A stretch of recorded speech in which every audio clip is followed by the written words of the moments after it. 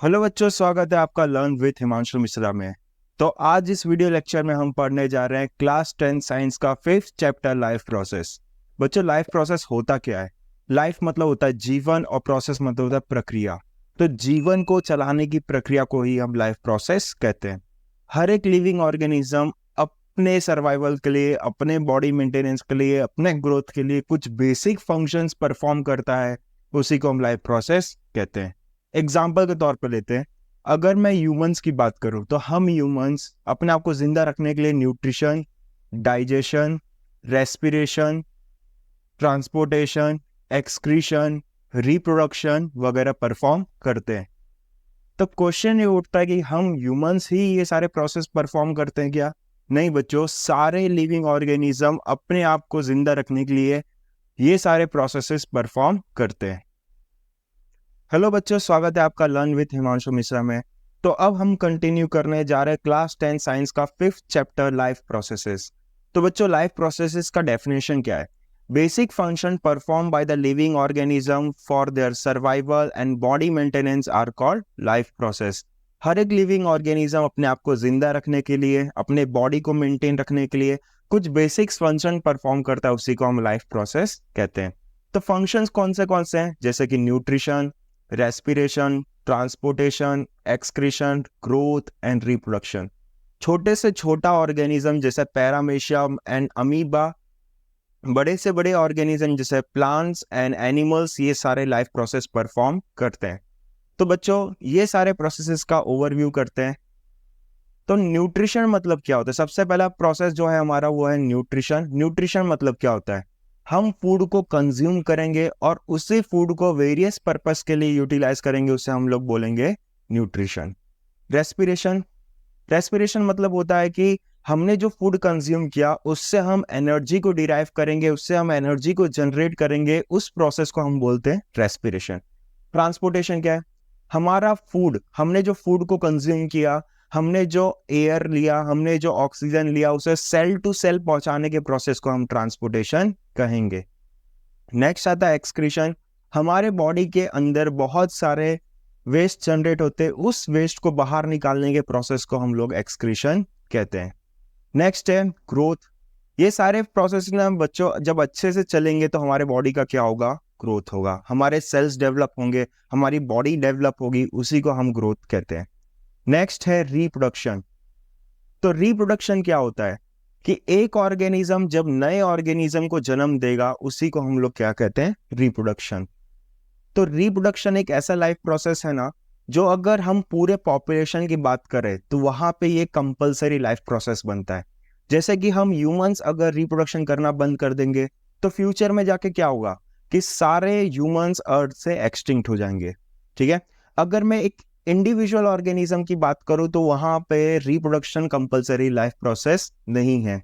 Suppose करो मैं future में अगर फादर नहीं बन पाता हूं, तो भगवान ऐसा थोड़ी बोलेगा आजा बेटा ऊपर आजा, तो पापा नहीं बन सकता।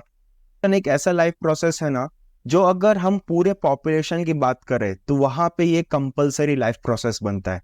जैसे कि हम ह्यूमंस अगर रिप्रोडक्शन करना बंद कर देंगे तो फ्यूचर में जाके क्या होगा कि सारे ह्यूमंस अर्थ से एक्सटिंक्ट हो जाएंगे। ठीक है। अगर मैं एक इंडिविजुअल ऑर्गेनिज्म की बात करूं तो वहां पे रिप्रोडक्शन कंपलसरी लाइफ प्रोसेस नहीं है। सपोज करो मैं फ्यूचर में अगर फादर नहीं बन पाता हूं, तो भगवान ऐसा थोड़ी बोलेगा आजा बेटा ऊपर आजा, तो पापा नहीं बन सकता। बच्चों, हमें चैप्टर नंबर 5 में 4 प्रोसेस के बारे में पढ़ना है। पहला है न्यूट्रिशन, दूसरा है रेस्पिरेशन, तीसरा है ट्रांसपोर्टेशन और चौथा है एक्सक्रीशन। तो हम लोग स्टार्ट करते हैं न्यूट्रिशन से। ये सारे के सारे प्रोसेस एक वीडियो लेक्चर में कंप्लीट करना पॉसिबल नहीं हो सकता, बहुत लंबा हो जाएगा। तो इस वीडियो लेक्चर में हम लोग सिर्फ न्यूट्रिशन के बारे में पढ़ने। वो जो स्टार्ट करते हैं हम लोग न्यूट्रिशन से। मैं जब बच्चों से पूछता हूँ कि न्यूट्रिशन मतलब होता क्या है, तो बच्चे बोलते हैं खाना खाना, फूड को कंज्यूम करना। तो बच्चों, फूड को कंज्यूम करना ही न्यूट्रिशन नहीं होता। हम फूड को कंज्यूम करेंगे और उस फूड को यूटिलाइज करेगी हमारी बॉडी वेरियस पर्पस के लिए, उसे हम लोग न्यूट्रिशन बोलते हैं। तो चलो बच्चों, डेफिनेशन जानते हैं आप लोग न्यूट्रिशन का। It is a process in which organism takes up nutrient in form of food and utilize it for energy, body maintenance and growth. तो बच्चों, ऑर्गेनिज्म न्यूट्रिएंट लेता है फूड के फॉर्म में, ठीक है, और उसे यूटिलाइज करेगा एनर्जी के लिए, बॉडी मेंटेनेंस के लिए और ग्रोथ के लिए। इसी को हम लोग क्या बोलेंगे? न्यूट्रिशन। मैं आपको एक एग्जांपल से समझाना चाहता हूँ। मैं आपको अभी यहाँ पे पढ़ाते हुए बहुत एनर्जेटिक लग रहा हूँ, ठीक है? अगर आप मुझे 2 दिन खाना नहीं दो तो क्या मैं इस एनर्जी से पढ़ा पाऊंगा? नहीं बच्चों।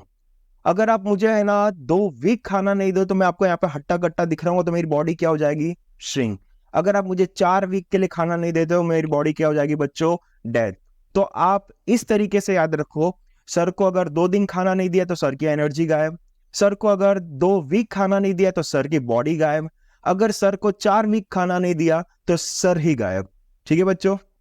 इस तरीके से अगर आप है ना डेफिनेशन से याद रखोगे तो आपको डेफिनेशन डेफिनेटली याद रहेगा। बच्चों आपको यहाँ पे एक हाईलाइटेड वर्ड मिलेगा, न्यूट्रिएंट। तो न्यूट्रिएंट होता क्या है? हम जो भी फूड खाते हैं उसके अंदर जो सब्सटेंस हमें मिलते हैं ना उसे हम क्या बोलते हैं? न्यूट्रिएंट। अगर मैं आपको खाने के लिए चपाती दूं तो घी लगी हुई चपाती, उसमें आपको क्या मिलेगा? कार्बोहाइड्रेट मिलेंगे। उसके अंदर से आपको मिलेगा protein, fats, vitamins and minerals. तो क्या ये हमें सिर्फ चपाती में मिलते हैं? नहीं बच्चों, ये हमें सारे फूड्स के अंदर मिलते हैं। अगर मैं आपको चपाती के बदले आपको ब्रेड दे दूं खाने के लिए तो ब्रेड के अंदर भी आपको क्या मिलेंगे? Carbohydrates, proteins, vitamins, fats, vitamins and minerals. ठीक है? कंपोजिशन चेंज हो सकते हैं, कंपोजिशन में फर्क आ सकता है, लेकिन हमारे सारे फूड के अंदर carbohydrates, proteins, fats, vitamins and minerals present होते हैं। ओके बच्चों, अब हम लोग न्यूट्रिएंट्स के बारे में डिटेल में पढ़ेंगे। तो ये तो हमारे टेक्स्ट बुक में नहीं है, लेकिन हमने 9th स्टैंडर्ड में ऑलरेडी पढ़ लिया था। तो न्यूट्रिएंट के 2 टाइप होते हैं, एक होता है मैक्रो न्यूट्रिएंट और दूसरा होता है माइक्रो न्यूट्रिएंट। तो मैक्रो वर्ड का मतलब होता है लार्ज और माइक्रो वर्ड का मतलब होता है स्मॉल। ऐसे न्यूट्रिएंट जो लार्ज अमाउंट में प्रेजेंट होंगे उसे हम लोग बोलेंगे मैक्रो न्यूट्रिएंट्स, और जो न्यूट्रिएंट स्मॉल अमाउंट में प्रेजेंट होंगे उसे हम लोग बोलेंगे माइक्रो न्यूट्रिएंट्स। तो अब देखते हैं हम लोग न्यूट्रिएंट्स इन एनिमल। तो हम एनिमल्स के कौन से न्यूट्रिएंट्स है? जैसे कार्बोहाइड्रेट, प्रोटीन्स एंड फैट, ये हमारे मैक्रो न्यूट्रिएंट है, और विटामिन्स एंड मिनरल्स ये हमारे माइक्रो न्यूट्रिएंट्स हैं। जिस तरीके से हम एनिमल्स को है ना न्यूट्रिएंट्स की जरूरत पड़ती है, सेम उसी तरह से प्लांट्स को भी न्यूट्रिएंट्स की जरूरत पड़ती है। तो प्लांट्स के मैक्रो न्यूट्रिएंट कौन से हैं? Nitrogen, phosphorus, potassium, calcium, magnesium and sulphur, ये सारे हमारे प्लांट्स के मैक्रो न्यूट्रिएंट है। बच्चों इसको याद रखने का मैं आपको एक शॉर्ट तरीका बताता हूँ। आप इनके सिंबल्स को लिखो, NPKCAMGS, और इनको सबको साथ में बोलो, NPKCAMGS, NPKCAMGS। ठीक है? तो ये आपको एक धुन जैसा लगेगा, एक ट्यून जैसा लगेगा आपको। नेक्स्ट आते हैं हम लोग माइक्रो न्यूट्रिएंट पे। तो प्लांट्स के माइक्रो न्यूट्रिएंट कौन से हैं? Boron, zinc, manganese, iron, copper, molybdenum and chlorine. ये सारी चीजें हमने क्लास 9th में पढ़ी थी, लेकिन हम लोग इसे वापस से रिवाइज कर लेते हैं, कभी ना कभी ये हमारी लाइफ में काम आएगा ही आएगा। नेक्स्ट टॉपिक है मोड ऑफ न्यूट्रिशन, यानी न्यूट्रिशन प्रोसेस करने का तरीका। सारे ऑर्गेनिज्म सेम तरीके से प्रोसेस करते क्या? नहीं बच्चों, डिफरेंट ऑर्गेनिज्म डिफरेंट तरीके से अपना न्यूट्रिशन प्रोसेस करते हैं। एग्जाम्पल के तौर पे हम ह्यूमंस अगर रोटी सब्जी दाल चावल खाते हैं तो क्या प्लांट्स भी दाल चावल खाते हैं? नहीं बच्चों, प्लांट का न्यूट्रिशन प्रोसेस करने का तरीका थोड़ा अलग होता है। तो मोड्स ऑफ न्यूट्रिशन 2 तरीके के होते हैं, एक है ऑटोट्रॉफिक और दूसरा है हेट्रोट्रॉफिक। ऑटो वर्ड का मतलब होता है सेल्फ। आपने सुना होगा बाइक वगैरह पे आते हैं self start, auto start. Auto word का मतलब होता है सेल्फ, और ट्रॉफिक का मतलब होता है, सॉरी, ऑटो मीन्स होता है सेल्फ और ट्रॉफिक मीन्स होता है नरिशिंग, और हेट्रो मीन्स होता है अदर, और ट्रॉफिक का मीन्स नरिशिंग। ओके बच्चों, हम लोग बाकी टर्म्स को भी स्प्लिट कर लेते हैं। कीमो मतलब होता है केमिकल, और केमिकल से होता है केमिकल प्रोसेस। और फोटो मीन्स होता है सनलाइट, फोटो मीन्स होता है सनलाइट, और सनलाइट से होते हैं फोटोसिंथेसिस प्रोसेस, फोटोसिंथेसिस। ओके, तो चलो बच्चों इसका डेफिनेशन हम जानते हैं। ऑटो मीन्स होता है सेल्फ, ट्रॉफिक मीन्स होता है नरिशिंग, यानी ऑर्गेनिज्म खुद को नरिश करेगा। ऑर्गेनिज्म खुद को कैसे नरिश करेगा? केमिकल प्रोसेस से और फोटोसिंथेसिस से। तो बच्चों ये फ्लो चार्ट को अगर आप ध्यान से देखोगे तो आपको पूरा का पूरा डेफिनेशन समझ में आएगा।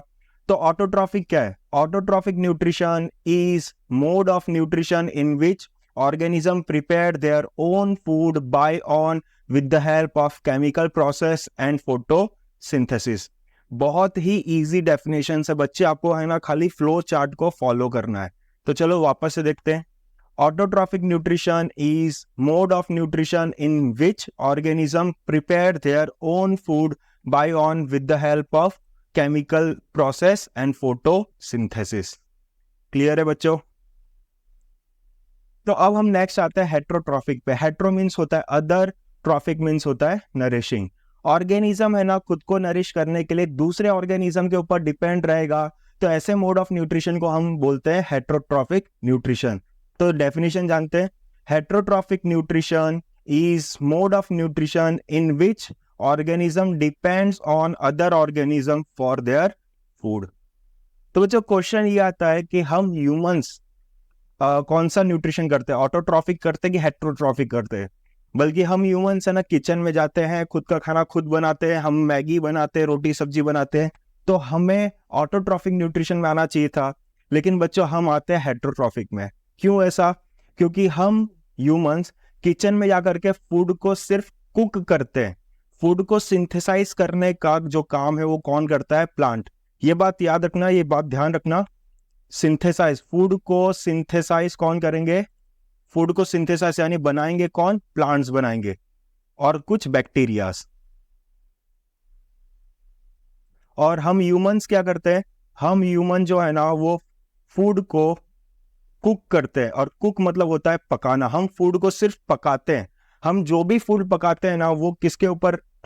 हम जो भी फूड पकाते हैं वो कहाँ से आता है? प्लांट से आता है, या फिर जो नॉन वेजिटेरियंस होते हैं वो दूसरे एनिमल को खा करके जिंदा रहते हैं। तो हम ह्यूमंस हेट्रोट्रॉफिक न्यूट्रिशन परफॉर्म करते हैं। ओके बच्चों, ऑटोट्रॉफिक के भी दो टाइप्स है, एक है कीमो ऑटोट्रॉफिक, दूसरा है फोटो ऑटोट्रॉफिक। कीमो ऑटोट्रॉफिक को हम लोग कीमोट्रॉफिक नाम से भी जानते हैं, और फोटो ऑटोट्रॉफिक को हम लोग फोटोट्रॉफिक नाम से भी जानते हैं। और हेट्रोट्रॉफिक के भी तीन टाइप्स हैं, सेप्रोट्रॉफिक, पैरासाइटिक और होलोजोइक। तो ये सारे टाइप्स हम आगे डिटेल में हम जानेंगे। ओके बच्चों, अब हम पढ़ने वाले हैं मोड ऑफ न्यूट्रिशन का फर्स्ट टाइप, जो कि है ऑटोट्रॉफिक न्यूट्रिशन। जैसे मैंने आपको बताया था, ऑटो वर्ड का मतलब होता है सेल्फ और ट्रॉफिक मीन्स होता है नरिशिंग। तो ऑटोट्रॉफिक न्यूट्रिशन क्या है? ऑर्गेनिज्म खुद को सेल्फ नरिश करेगा। वो खुद को सेल्फ नरिश कैसे करेगा? तो वो फोटोसिंथेसिस और केमिकल रिएक्शन की मदद से खुद को सेल्फ नरिश करेगा। तो autotrophic nutrition is a mode of nutrition in which organism prepare their own food by on with the help of photosynthesis and chemical reactions। तो इसके एग्जाम्पल कौन से हैं? तो green plant and blue green algae जो है वो autotrophic nutrition perform करते हैं। इनके अलावा कुछ बैक्टीरिया एंड सम बैक्टीरिया ये भी ऑटोट्रॉफिक न्यूट्रिशन परफॉर्म करते हैं। नेक्स्ट पॉइंट है The organism which can prepare its own food are called autotrophs। जो ऑर्गेनिज्म खुद का खाना खुद बना सकते हैं उसे हम लोग क्या बोलते हैं? ऑटोट्रॉप्स।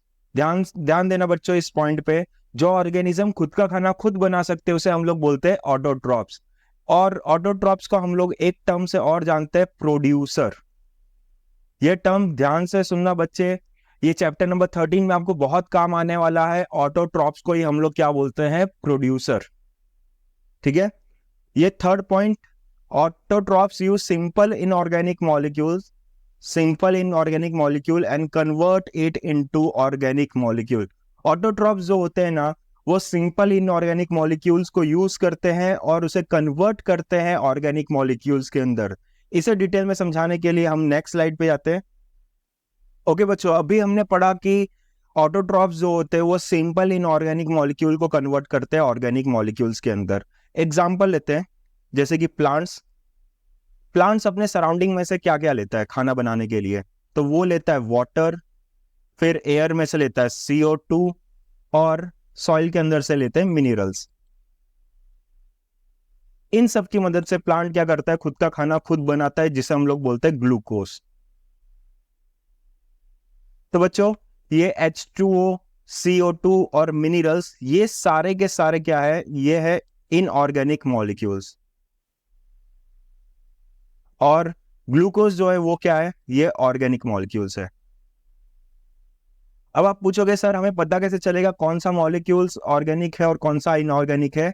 तो बच्चों आप ये chapter number 4 carbon and its compound में पढ़ोगे। जिस सब्सटेंस के अंदर हाइड्रोकार्बन प्रेजेंट है, ध्यान से सुनना बच्चों, जिस सब्सटेंस के अंदर हाइड्रोकार्बन प्रेजेंट है उसे हम लोग बोलेंगे, जिस सब्सटेंस के अंदर हाइड्रोकार्बन प्रेजेंट है उसे हम लोग बोलेंगे ऑर्गेनिक सब्सटेंस। और जिस सब्सटेंस के अंदर हाइड्रोकार्बन एब्सेंट है उसे हम बोलेंगे इनऑर्गेनिक सब्सटेंस। क्लियर है? ये पॉइंट आप बहुत ही अच्छे से ध्यान से सुनना कि प्लांट जो है ना वो इनऑर्गेनिक मॉलिक्यूल को कन्वर्ट करता है ऑर्गेनिक मॉलिक्यूल में। जितने भी ऑटोट्रॉप्स है वो क्या करते हैं, इनऑर्गेनिक मॉलिक्यूल को कन्वर्ट करते हैं ऑर्गेनिक मॉलिक्यूल्स में। नेक्स्ट टॉपिक है टाइप्स ऑफ ऑटोट्रॉफिक न्यूट्रिशन। तो बच्चों आपको ऑटोट्रॉफिक न्यूट्रिशन का डेफिनेशन याद रखना है। तो डेफिनेशन क्या था, organism prepare their own food by on. ठीक है, तो इसी डेफिनेशन का यूज करके हम लोग आगे टाइप्स में बढ़ेंगे। तो सबसे पहला है कीमो ऑटोट्रॉफिक न्यूट्रिशन, जिसे हम लोग कीमोट्रॉफिक न्यूट्रिशन से भी जानते हैं। तो कीमो मीन्स होता है केमिकल और केमिकल से होता है केमिकल प्रोसेस। बच्चों आपको क्या करना है, ऑटोट्रॉफिक न्यूट्रिशन का डेफिनेशन और केमिकल प्रोसेस दोनों को जोड़ देना है। तो organism prepare their own food by own with the help of chemical reaction is called chemo autotrophic nutrition. आप अपने मन से कैसे भी डेफिनेशंस बना सकते हैं, लेकिन उसके अंदर जो मेन पॉइंट्स हैं वो बात का ध्यान रखना है आपको। ठीक है, तो इसके एग्जांपल्स कौन से? तो इसके एग्जांपल्स है सल्फर बैक्टीरिया, नाइट्रोसोमोनास बैक्टीरिया और आयरन बैक्टीरिया। ठीक है बच्चों, नेक्स्ट टॉपिक है फोटो ऑटोट्रॉफिक न्यूट्रिशन। तो फोटो का मतलब होता है सनलाइट और सनलाइट से होती है फोटोसिंथेसिस। बच्चों इसमें भी आपको यही करना है, ऑटोट्रॉफिक न्यूट्रिशन और फोटोसिंथेसिस को मर्ज कर देना है। तो डेफिनेशन देखते हैं। Photo autotrophic nutrition are the type of autotrophic nutrition in which organism can prepare their own food by on with the help of photosynthesis. Organism खुद का खाना खुद बनाता है फोटोसिंथेसिस की मदद से। इसके एग्जांपल्स देखते हैं। तो इसके एग्जांपल्स है green plant and blue green algae. Blue green algae को हम लोग साइनोबैक्टीरिया नाम से भी जानते हैं। ठीक है बच्चों, यहाँ पे आपको एक हाईलाइटेड वर्ड देखने को मिल रहा होगा, फोटोसिंथेसिस। तो फोटोसिंथेसिस का मतलब क्या होता है, ये हमने लोअर स्टैंडर्ड में भी पढ़ा था। तो फोटोसिंथेसिस होता क्या है, प्लांट CO2, वाटर, सनलाइट और क्लोरोफिल की मदद से खुद का खाना खुद बनाता है, उसे हम लोग बोलते हैं फोटोसिंथेसिस। तो बच्चों डेफिनेशन देखते हैं। It is a process in which green plant take CO2, water and convert it into carbohydrate in presence of sunlight and chlorophyll.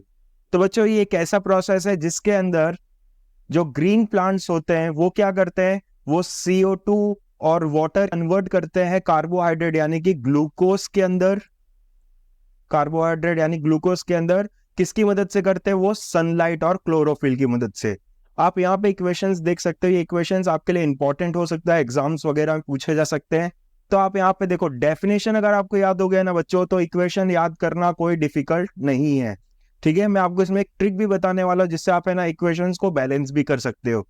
तो बच्चों यहाँ पे आप देखो, हमने डेफिनेशन में क्या पढ़ा था कि प्लांट CO2 और वाटर को कन्वर्ट करता है कार्बोहाइड्रेट, जिसे हम लोग बोलते हैं ग्लूकोज। ठीक है बच्चों, प्लांट फोटोसिंथेसिस की मदद से खुद का खाना खुद कैसे बनाता है, तो प्लांट CO2 और वाटर को कन्वर्ट करता है ग्लूकोज और ऑक्सीजन में, और साथ ही साथ किस में कन्वर्ट करता है, वाटर के अंदर। तो ऑक्सीजन और जो वाटर है ना, ये क्या इसके बाय प्रोडक्ट्स हैं। तो प्लांट CO2 वाटर की मदद से क्या बनाता है, ग्लूकोज बनाता है, साथ ही साथ ऑक्सीजन और हाइड्रोजन नहीं, वाटर भी बनाता है। ठीक है, और किसकी मदद से बनाता है, तो सनलाइट की मदद से और क्लोरोफिल की मदद से। ठीक है बच्चों, अब बारी आती है इसको बैलेंस करने की। तो बच्चे यहाँ पे ध्यान से देखना, आपको है ना ग्लूकोज का फॉर्मूला आना चाहिए। तो ग्लूकोज का फॉर्मूला क्या है, C6H12O6। ठीक है, C6H12O6। आपको क्या करना है बच्चों कि ये जो 6 है, कार्बन के बाजू में 6 है, और यहाँ पे क्या लगा दो आप, कार्बन के बाजू में 6। यहाँ पे हाइड्रोजन के बाजू में 12 है तो आप यहाँ पे हाइड्रोजन के बाजू में क्या लगा दो 12। ऑक्सीजन के बाजू में 6 है तो यहाँ पे ऑक्सीजन के बाजू में क्या लगा दो 6। ठीक है, और ये जो वाटर बाकी रह गया इसे आप क्या करो दान में दे दो 6। क्लियर है बच्चों, इक्वेशंस बैलेंस करना आ गया आप सभी को।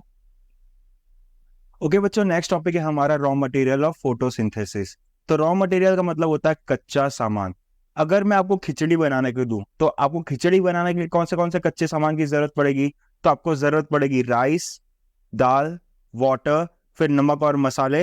ये सब से आप क्या बना सकते हो बच्चों? खिचड़ी बना सकते हो। सेम उसी तरह से प्लांट को भी है ना अपना खाना बनाने के लिए रॉ मटेरियल्स की जरूरत पड़ती है। तो उसके रॉ मटेरियल्स कौन से हैं? तो उसके रॉ मटेरियल्स है sunlight, chlorophyll, water and carbon dioxide. तो बच्चों ये जो रॉ मटेरियल्स है ना आप इसी सीक्वेंस में याद रखना। सबसे पहला क्या है? सनलाइट, दूसरा है क्लोरोफिल, तीसरा है वाटर और चौथा है हमारा कार्बन डाइऑक्साइड। मैं आपको इसको सीक्वेंस में याद रखने को क्यों बोल रहा हूँ? क्योंकि आगे जब हम लोग मेन इवेंट ऑफ फोटोसिंथेसिस पढ़ेंगे तो उसमें हमें यही सीक्वेंस काम आने वाला है। ठीक है बच्चों, नेक्स्ट टॉपिक है बच्चों साइट फॉर फोटोसिंथेसिस। तो हम सब बचपन से जानते हैं कि फोटोसिंथेसिस लीफ के अंदर होता है, लेकिन लीफ के अंदर कहाँ पे होता है ये हमें नहीं पता था। तो आज हम जानने वाले हैं कि ना फोटोसिंथेसिस लीफ के अंदर कहाँ पे होता है। तो बच्चों आप लीफ का एक छोटा सा सेक्शन लोगे और माइक्रोस्कोप में जब आप ऑब्जर्व करोगे ना तो आपको मिलेगा एक सैंडविच स्ट्रक्चर। मैं सैंडविच स्ट्रक्चर क्यों बोल रहा हूँ? जिस तरीके से सैंडविच का ऊपर ब्रेड, नीचे ब्रेड और बीच में क्या होती है? स्टफिंग्स। सेम उसी तरह से आपको यहाँ पे क्या देखने को मिलेगा? ऊपर एपिडर्मिस और नीचे एपिडर्मिस। ठीक है, ऊपर वाले को हम बोलेंगे अपर एपिडर्मिस और नीचे वाले को हम बोलेंगे लोअर एपिडर्मिस। और बीच में क्या होता है? Mesophyll cells. और मीजोफिल सेल्स के अंदर होते हैं क्लोरोप्लास्ट और क्लोरोप्लास्ट कंटेन करते हैं क्लोरोफिल। क्लियर है बच्चों? तो साइट फॉर फोटोसिंथेसिस बहुत ही इजी है। हमने क्या जाना कि लीफ का एक छोटा सा सेक्शन देंगे तो उसमें हमें दिखेगा सैंडविच स्ट्रक्चर, जिसके अंदर आपको देखने को मिलेंगे बहुत सारे मीजोफिल सेल्स। और मीजोफिल सेल्स के अंदर प्रेजेंट होते हैं क्लोरोप्लास्ट, भर भर के प्रेजेंट होते बच्चों। मीजोफिल सेल्स के अंदर भर भर के प्रेजेंट होंगे क्लोरोप्लास्ट और क्लोरोप्लास्ट कंटेन करेंगे क्लोरोफिल। ठीक है, तो बच्चों ये क्लोरोफिल है क्या? क्लोरोफिल एक ग्रीन पिगमेंट है। क्लोरोफिल एक ग्रीन पिगमेंट है। अब ये पिगमेंट मतलब क्या होता है? तो पिगमेंट मतलब होता है नेचुरल कलर। Natural colour. हर एक लिविंग ऑर्गेनिज्म के अंदर जो नेचुरल कलर प्रेजेंट्स होंगे उसे हम लोग बोलेंगे पिगमेंट। प्लांट के अंदर होते हैं क्लोरोफिल और हम ह्यूमंस की बात करें तो हमारे अंदर भी ना रेड कलर होता है जिसे हम लोग बोलते हैं हीमोग्लोबिन। ठीक है बच्चों, नेक्स्ट टॉपिक है मेन इवेंट ऑफ फोटोसिंथेसिस। बच्चों ये जो टॉपिक है ना आपके लिए काफी इंपॉर्टेंट रहने वाला है। इसमें से 3 मार्क्स के क्वेश्चंस पूछे जा सकते हैं आपके स्कूल के एग्जाम में। बोर्ड एग्जाम में आए ना आए लेकिन स्कूल के एग्जाम के लिए ये जो टॉपिक है वो काफी इंपॉर्टेंट रहने वाला है। तो बच्चों आपके 3 मार्क्स का सवाल है, ध्यान से सुनना। Main event of photosynthesis. तो फोटोसिंथेसिस प्रोसेस कैसे होता है उसके बारे में हम जानेंगे। एक्चुअल में ये प्रोसेस बहुत बड़ा होता है लेकिन हमारे एनसीईआरटी में सिर्फ 3 पॉइंट बताए गए, 3 प्रोसेस बताए गए। तो main event of photosynthesis 3 process के अंदर डिवाइड है, process number 1, process number 2 and process number 3। Process number 1 है एब्जॉर्प्शन, दूसरा है process number 2 conversion and splitting और तीसरा है रिडक्शन। बच्चों इसे हम लोग डिटेल में जानेंगे। तो सबसे पहले क्या होता है कि प्लांट है ना सनलाइट को एब्जॉर्ब करता है। किसकी मदद से एब्जॉर्ब करता है? क्लोरोफिल। मैंने आपको बोला था कि रॉ मटेरियल्स को सीक्वेंस में याद रखना। सबसे पहला आएगा सनलाइट, फिर आएगा क्लोरोफिल, फिर आएगा वाटर और चौथा होगा हमारा कार्बन डाइऑक्साइड। तो बच्चों यही सीक्वेंस याद रखना। यहाँ पे आप देख सकते हो सबसे पहले प्रोसेस में हमारा प्लांट क्या करेगा? सनलाइट को एब्जॉर्ब करेगा। किसकी मदद से एब्जॉर्ब करेगा बच्चों? क्लोरोफिल। तो यहाँ पे 2 मटेरियल का काम हो गया। सनलाइट से हमें मिलती है लाइट एनर्जी। तो प्लांट फोटोसिंथेसिस कैसे करेगा? उसका सबसे पहला प्रोसेस है absorption. Absorption of sunlight with the help of chlorophyll. आप सनलाइट को लाइट एनर्जी भी लिख सकते हो। Absorption of light energy with the help of chlorophyll. Clear है बच्चों? फिर उसके बाद में आता है सेकेंड प्रोसेस। सेकेंड प्रोसेस में क्या होता है कि प्लांट ने जो सनलाइट से लाइट एनर्जी एब्जॉर्ब की है ना उसे कन्वर्ट करेगा केमिकल एनर्जी में। तो सेकेंड प्रोसेस है conversion of light energy into chemical energy. Clear है बच्चे? फिर नेक्स्ट आता है स्प्लिटिंग। हमारा जो वाटर था, ध्यान से सुनना, हमारा जो थर्ड रॉ मटेरियल था वाटर, वाटर स्प्लिट होगा किसके अंदर, हाइड्रोजन और ऑक्सीजन के अंदर, जिसे हम लोग बोलेंगे स्प्लिटिंग ऑफ वाटर। क्लियर है। नेक्स्ट है third, reduction of carbon dioxide into carbohydrate. तो बच्चों मैंने आपको क्या बताया था, चौथा जो प्रोसेस है, चौथा जो रॉ मटेरियल है वो था हमारा कार्बन डाइऑक्साइड, और कार्बन डाइऑक्साइड का रिडक्शन होगा किसके अंदर होगा बच्चों, कार्बोहाइड्रेट। और हम सब जानते हैं कि ये कौन सा कार्बोहाइड्रेट है, ये है ग्लूकोज। तो कार्बन डाइऑक्साइड किस में कन्वर्ट होगा, कार्बोहाइड्रेट, जो कि होगा हमारा ग्लूकोज। क्लियर है बच्चों। बच्चों अब हम लोग समझने वाले हैं मेन इवेंट ऑफ फोटोसिंथेसिस एक फ्लो चार्ट की मदद से। जैसा कि मैंने आपको बताया था, जो फोटोसिंथेसिस है वो 3 प्रोसेस में डिवाइड है, process number 1, process number 2 and process number 3। ठीक है। प्रोसेस नंबर 1 में क्या होता है बच्चों, एब्जॉर्प्शन। प्रोसेस नंबर 2 में होता है कन्वर्जन एंड स्प्लिटिंग, और प्रोसेस नंबर 3 में होता है रिडक्शन। तो बच्चों सबसे पहले होता क्या कि प्लांट्स सनलाइट को एब्जॉर्ब करता है with the help of chlorophyll. तो एब्जॉर्प्शन में क्या होगा बच्चों, absorption of sunlight with the help of chlorophyll, या फिर आप लिख सकते हो कि absorption of light energy with the help of chlorophyll. Sunlight में होती है लाइट एनर्जी और लीफ के अंदर होता है क्लोरोफिल। तो पहला प्रोसेस है absorption of light energy with the help of chlorophyll. बाद में क्या होता है कि प्लांट इसी लाइट एनर्जी को कन्वर्ट करता है केमिकल एनर्जी में, जिसे हम लोग बोलेंगे कन्वर्जन। तो दूसरा प्रोसेस है conversion of light energy into chemical energy. फिर आगे प्रोसेस क्या होता है कि स्प्लिटिंग ऑफ वाटर। ठीक है। तो जो हमारा थर्ड हमारा रॉ मटेरियल था वाटर, वो स्प्लिट होगा हाइड्रोजन और ऑक्सीजन एटम के अंदर। और बच्चों मैं आपको एक चीज और बताना चाहता हूँ, ये जो स्प्लिटिंग ऑफ वाटर है इसे हम लोग एक और नाम से जानते हैं, जिसे हम बोलते हैं फोटोलाइसिस। फोटो मीन्स होता है सनलाइट, और लाइसिस मतलब होता है to break. Water molecule split होंगे, ब्रेक होंगे हाइड्रोजन और ऑक्सीजन में, इसी प्रोसेस को हम बोलेंगे फोटोलाइसिस। ठीक है बच्चों। फिर नेक्स्ट आते हैं रिडक्शन में। रिडक्शन में क्या होता है बच्चों, हमारा जो फोर्थ रॉ मटेरियल था कार्बन डाइऑक्साइड, वो रिड्यूस होगा कार्बोहाइड्रेट में। कार्बन डाइऑक्साइड रिड्यूस होंगे कार्बोहाइड्रेट में, और हम सब लोग जानते हैं कि ये कौन सा कार्बोहाइड्रेट होता है, ग्लूकोज। क्लियर है बच्चों। अगर आप मेन इवेंट ऑफ फोटोसिंथेसिस इस फ्लो चार्ट में याद रखते हो तो आपको याद रखने में काफी आसानी होगा। तो बच्चों ये जो फ्लो चार्ट है आप अपने नोटबुक में ड्रॉ कर सकते हो, अपने टेक्स्ट बुक में ड्रॉ करके स्टिक कर सकते हो। तो बच्चों ये आपके 3 मार्क्स का सवाल है, आपके लिए बहुत इंपॉर्टेंट है, ध्यान से पढ़ना। आपको अगर ऐसा लगे नहीं समझ में आए तो वीडियो को वापस रिप्ले करके देख लेना। क्लियर है बच्चों, लेकिन ये इंपॉर्टेंट है आपके लिए। क्लियर है बच्चों। नेक्स्ट टॉपिक है हमारा स्टोमेटा। ध्यान से सुनना, ये टॉपिक भी काफी इंपॉर्टेंट है आपके लिए। इसको समझाने के लिए मैं आपको एक एग्जांपल से समझाना चाहूंगा। हम ह्यूमंस ब्रीदिंग कैसे करते हैं, हम ह्यूमंस ब्रीदिंग अपने नोज की मदद से करते हैं। ब्रीदिंग में होता क्या बच्चों, हम सांस अंदर लेते हैं और सांस बाहर निकालते हैं। एक्सचेंज ऑफ गैसेस हम किसकी मदद से करते हैं, नोज, और नोज में ओपनिंग्स होती है जिसे हम लोग बोलते हैं नॉस्ट्रिल्स। सेम उसी तरह से प्लांट के लीफ के ऊपर छोटे छोटे टाइनी पोर्स होते हैं, छोटे छोटे ओपनिंग्स होते हैं जिसे हम लोग बोलते हैं स्टोमेटा। तो बच्चों आपको है ना लीफ के ऊपर बहुत सारे छोटे छोटे पोर्स देखने को मिल जाएंगे, टाइनी पोर्स देखने को मिलेंगे। इसी टाइनी पोर्स को हम लोग बोलते हैं स्टोमेटा। बच्चे याद रखना, ये जो स्टोमेटा है एक प्लूरल फॉर्म है। ठीक है। स्टोमेटा एक प्लूरल फॉर्म है, इसका सिंगुलर फॉर्म क्या होगा, स्टोमा। बहुत सारे लीफ के ऊपर बहुत सारे टाइनी पोर्स प्रेजेंट होंगे तो उसे हम लोग बोलेंगे स्टोमेटा, और एक टाइनी पोर को हम बोलेंगे स्टोमा। क्लियर है बच्चों। तो अब हम लोग देखते हैं फंक्शंस ऑफ स्टोमेटा। तो फंक्शंस ऑफ स्टोमेटा देखने के लिए आप ये डायग्राम्स को अच्छे से याद रख लो। ये डायग्राम में आपको क्या समझ में आ रहा है, CO2 आ रहा है, ऑक्सीजन जा रहा है। CO2 आ रहा है स्टोमेटा के अंदर और ऑक्सीजन जा रहा है। CO2 आ रहा है, ऑक्सीजन जा रहा है, इसे हम लोग क्या बोलते हैं, एक्सचेंज ऑफ गैसेस। तो स्टोमेटा का पहला फंक्शन क्या है, एक्सचेंज ऑफ गैसेस।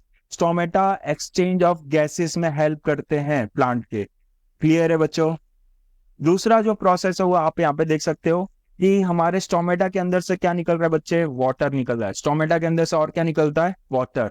ठीक है। लीफ के अंदर से क्या निकलते हैं बच्चों, वाटर भी निकलते हैं। तो क्या ये वाटर हमें दिखाई देते हैं, मेरा क्वेश्चन ये है आपसे, कि क्या ये वाटर हमें दिखाई देते हैं, तो इसका आंसर है नो, क्योंकि वो निकलते हैं इन फॉर्म ऑफ वाटर वेपर। ठीक है। तो प्लांट के अंदर से जब वाटर रिलीज होगा इन फॉर्म ऑफ वाटर वेपर, तो इस प्रोसेस को हम बोलते हैं ट्रांसपीरेशन। प्लांट के अंदर से वाटर रिलीज होगा इन फॉर्म ऑफ वाटर वेपर, इसी को हम बोलेंगे ट्रांसपीरेशन। तो दूसरा फंक्शन क्या है हमारे स्टोमेटा का, कि ये ट्रांसपीरेशन में हेल्प करता है। तो बच्चों बहुत ही इजी है, ध्यान से सुनना। फंक्शन ऑफ स्टोमेटा क्या है, आप यहाँ पे डायग्राम को देखो, CO2 आ रहा है, ऑक्सीजन जा रहा है, CO2 आ रहा है, ऑक्सीजन जा रहा है, जिसे हम बोलेंगे एक्सचेंज ऑफ गैसेस। क्लियर है। स्टोमेटा में से और क्या निकल रहा है बच्चों, वाटर निकल रहा है, लेकिन ये वाटर वेपर के फॉर्म में होता है। तो loss of water in form of water vapour को हम क्या बोलेंगे, ट्रांसपीरेशन। ठीक है बच्चों। अब हम जानेंगे कि स्टोमेटा प्रेजेंट कहाँ पे होता है। बच्चों इससे पहले वाले टॉपिक में मैंने आपको बताया था कि अगर आप लीफ का सेक्शन लोगे और माइक्रोस्कोप में ऑब्जर्व करोगे, तो आपको एक सैंडविच स्ट्रक्चर दिखाई देगा। अपर एपिडर्मिस, लोअर एपिडर्मिस, और बीच में क्या होंगे, मेसोफिल सेल्स। तो बच्चों ये रहे हमारे अपर एपिडर्मिस, और ये क्या है हमारा लोअर एपिडर्मिस। ठीक है। तो बच्चों ये लोअर एपिडर्मिस में है ना, आपको गैप देखने को मिलेगा, ये टाइनी पोर्स देखने को मिलेंगे, इसी को हम लोग बोलते हैं स्टोमेटा। ठीक है। और बच्चों ये जो स्टोमेटा होते हैं वो सराउंडेड होते हैं, स्टोमेटा के सराउंडिंग में होते हैं बीन शेप के गार्ड सेल्स। ये स्टोमेटा है और इसके सराउंडिंग में आपको एक बीन शेप का गार्ड सेल देखने को मिलेगा। क्लियर है बच्चों। बच्चों अब हम जानेंगे गार्ड सेल्स होते क्या है। तो हमारे स्टोमेटा को सराउंड करने वाले जो सेल्स होते हैं उसी को हम बोलते हैं गार्ड सेल्स। ठीक है। आप यहाँ पे देख सकते हैं ब्लैक कलर का जो स्पॉट दिख रहा है वो है हमारा स्टोमेटा, और इसके सराउंडिंग में आपको है ना बीन शेप के सेल्स दिखाई देंगे, वो क्या होंगे, गार्ड सेल्स। और गार्ड सेल्स एक पेयर में प्रेजेंट होते हैं, वन पेयर में प्रेजेंट होते हैं। ठीक है। एक स्टोमेटा के सराउंडिंग में आपको बीन शेप के सेल्स जो दिखाई देंगे उसी को हम बोलेंगे गार्ड सेल्स। तो बच्चों ये गार्ड सेल्स के फंक्शंस याद रखने के लिए मैं आपको है ना बहुत ही इंटरेस्टिंग तरीका बताने जा रहा हूँ, ध्यान से सुनना। तो गार्ड, हमारे सोसाइटी में गार्ड होते कौन है, तो हम वॉचमैन को क्या बोलते हैं बच्चों, गार्ड बोलते हैं, वॉचमैन। तो वॉचमैन क्या करते हैं, गेट को ओपन करते हैं और गेट को क्लोज करते हैं। सेम उसी तरह से यहाँ पे जो गार्ड सेल्स होंगे ना, वो क्या करेंगे, स्टोमेटा को ओपन और स्टोमेटा को क्लोज। तो गार्ड सेल का फंक्शन क्या है, opening and closing of stomata. Guard cells का फंक्शन है बच्चों opening and closing of pores भी लिख सकते हो आप, स्टोमेटा भी लिख सकते हो। क्लियर है। ओके बच्चों, अब हम समझेंगे कि गार्ड सेल्स स्टोमेटा को कैसे ओपन और क्लोज करते हैं। तो बच्चों ये गार्ड सेल्स है ना, स्टोमेटा को ओपन और क्लोज एक प्रोसेस की मदद से करते हैं, जिसे बोलते हैं हम लोग ऑस्मोसिस।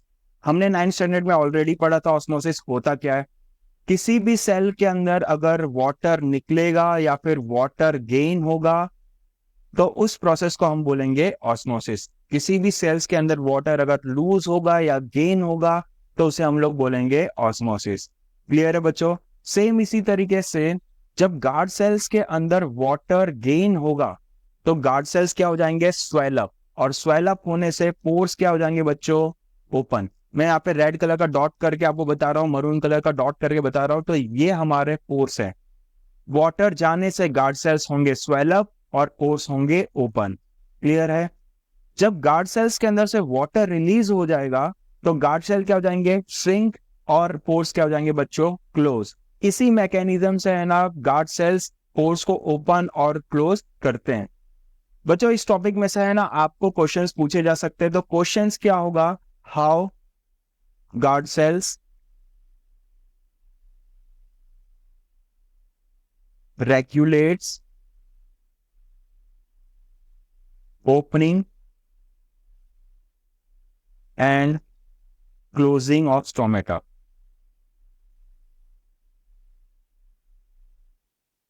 तो बच्चों क्वेश्चन कैसे बनता है, how guard cells regulates opening and closing of stomata. ठीक है।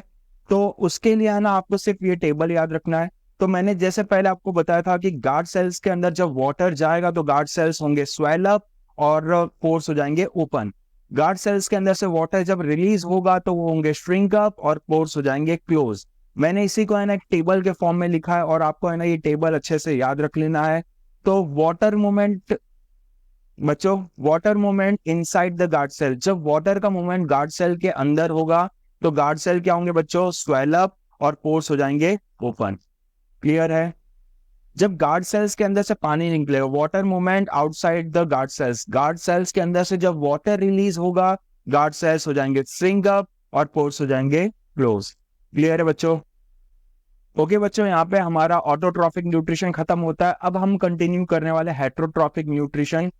तो बच्चों, जैसे मैंने आपको पहले के वीडियोस में बताया था, हेट्रो मीन्स होता है अदर और ट्रॉफिक मीन्स होता है नरिशिंग। ऑर्गेनिज्म है ना, खुद को नरिश करने के लिए दूसरे ऑर्गेनिज्म के ऊपर डिपेंड होगा, तो ऐसे मोड ऑफ न्यूट्रिशन को हम लोग बोलते हैं हेट्रोट्रॉफिक न्यूट्रिशन।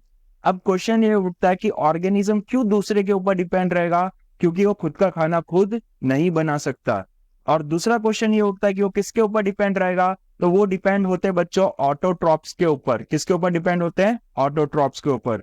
और कैसे डिपेंड होते हैं? डायरेक्टली और इनडायरेक्टली। तो चलो बच्चों, हम लोग जानते हैं हेट्रोट्रॉफिक न्यूट्रिशन का definition. In heterotrophic nutrition an organism can not make it own food.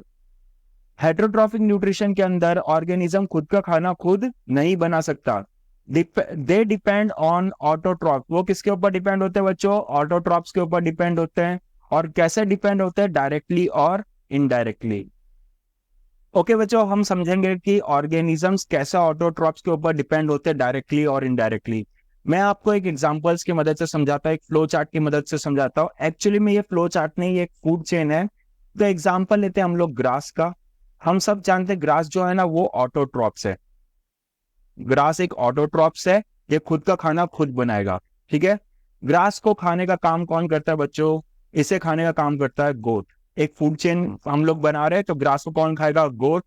और गोट को कौन खाएगा बच्चों? टाइगर। ठीक है? अब ये जब टाइगर मर गया तो इसे कौन खाएगा? स्कैवेंजर्स। स्कैवेंजर्स में कोई भी हो सकता है, क्रो हो सकते हैं, ईगल हो सकते हैं, वल्चर्स हो सकते हैं, कोई भी हो सकता है। तो बच्चों, अब हम इन सभी का रिलेशन समझने वाले हैं।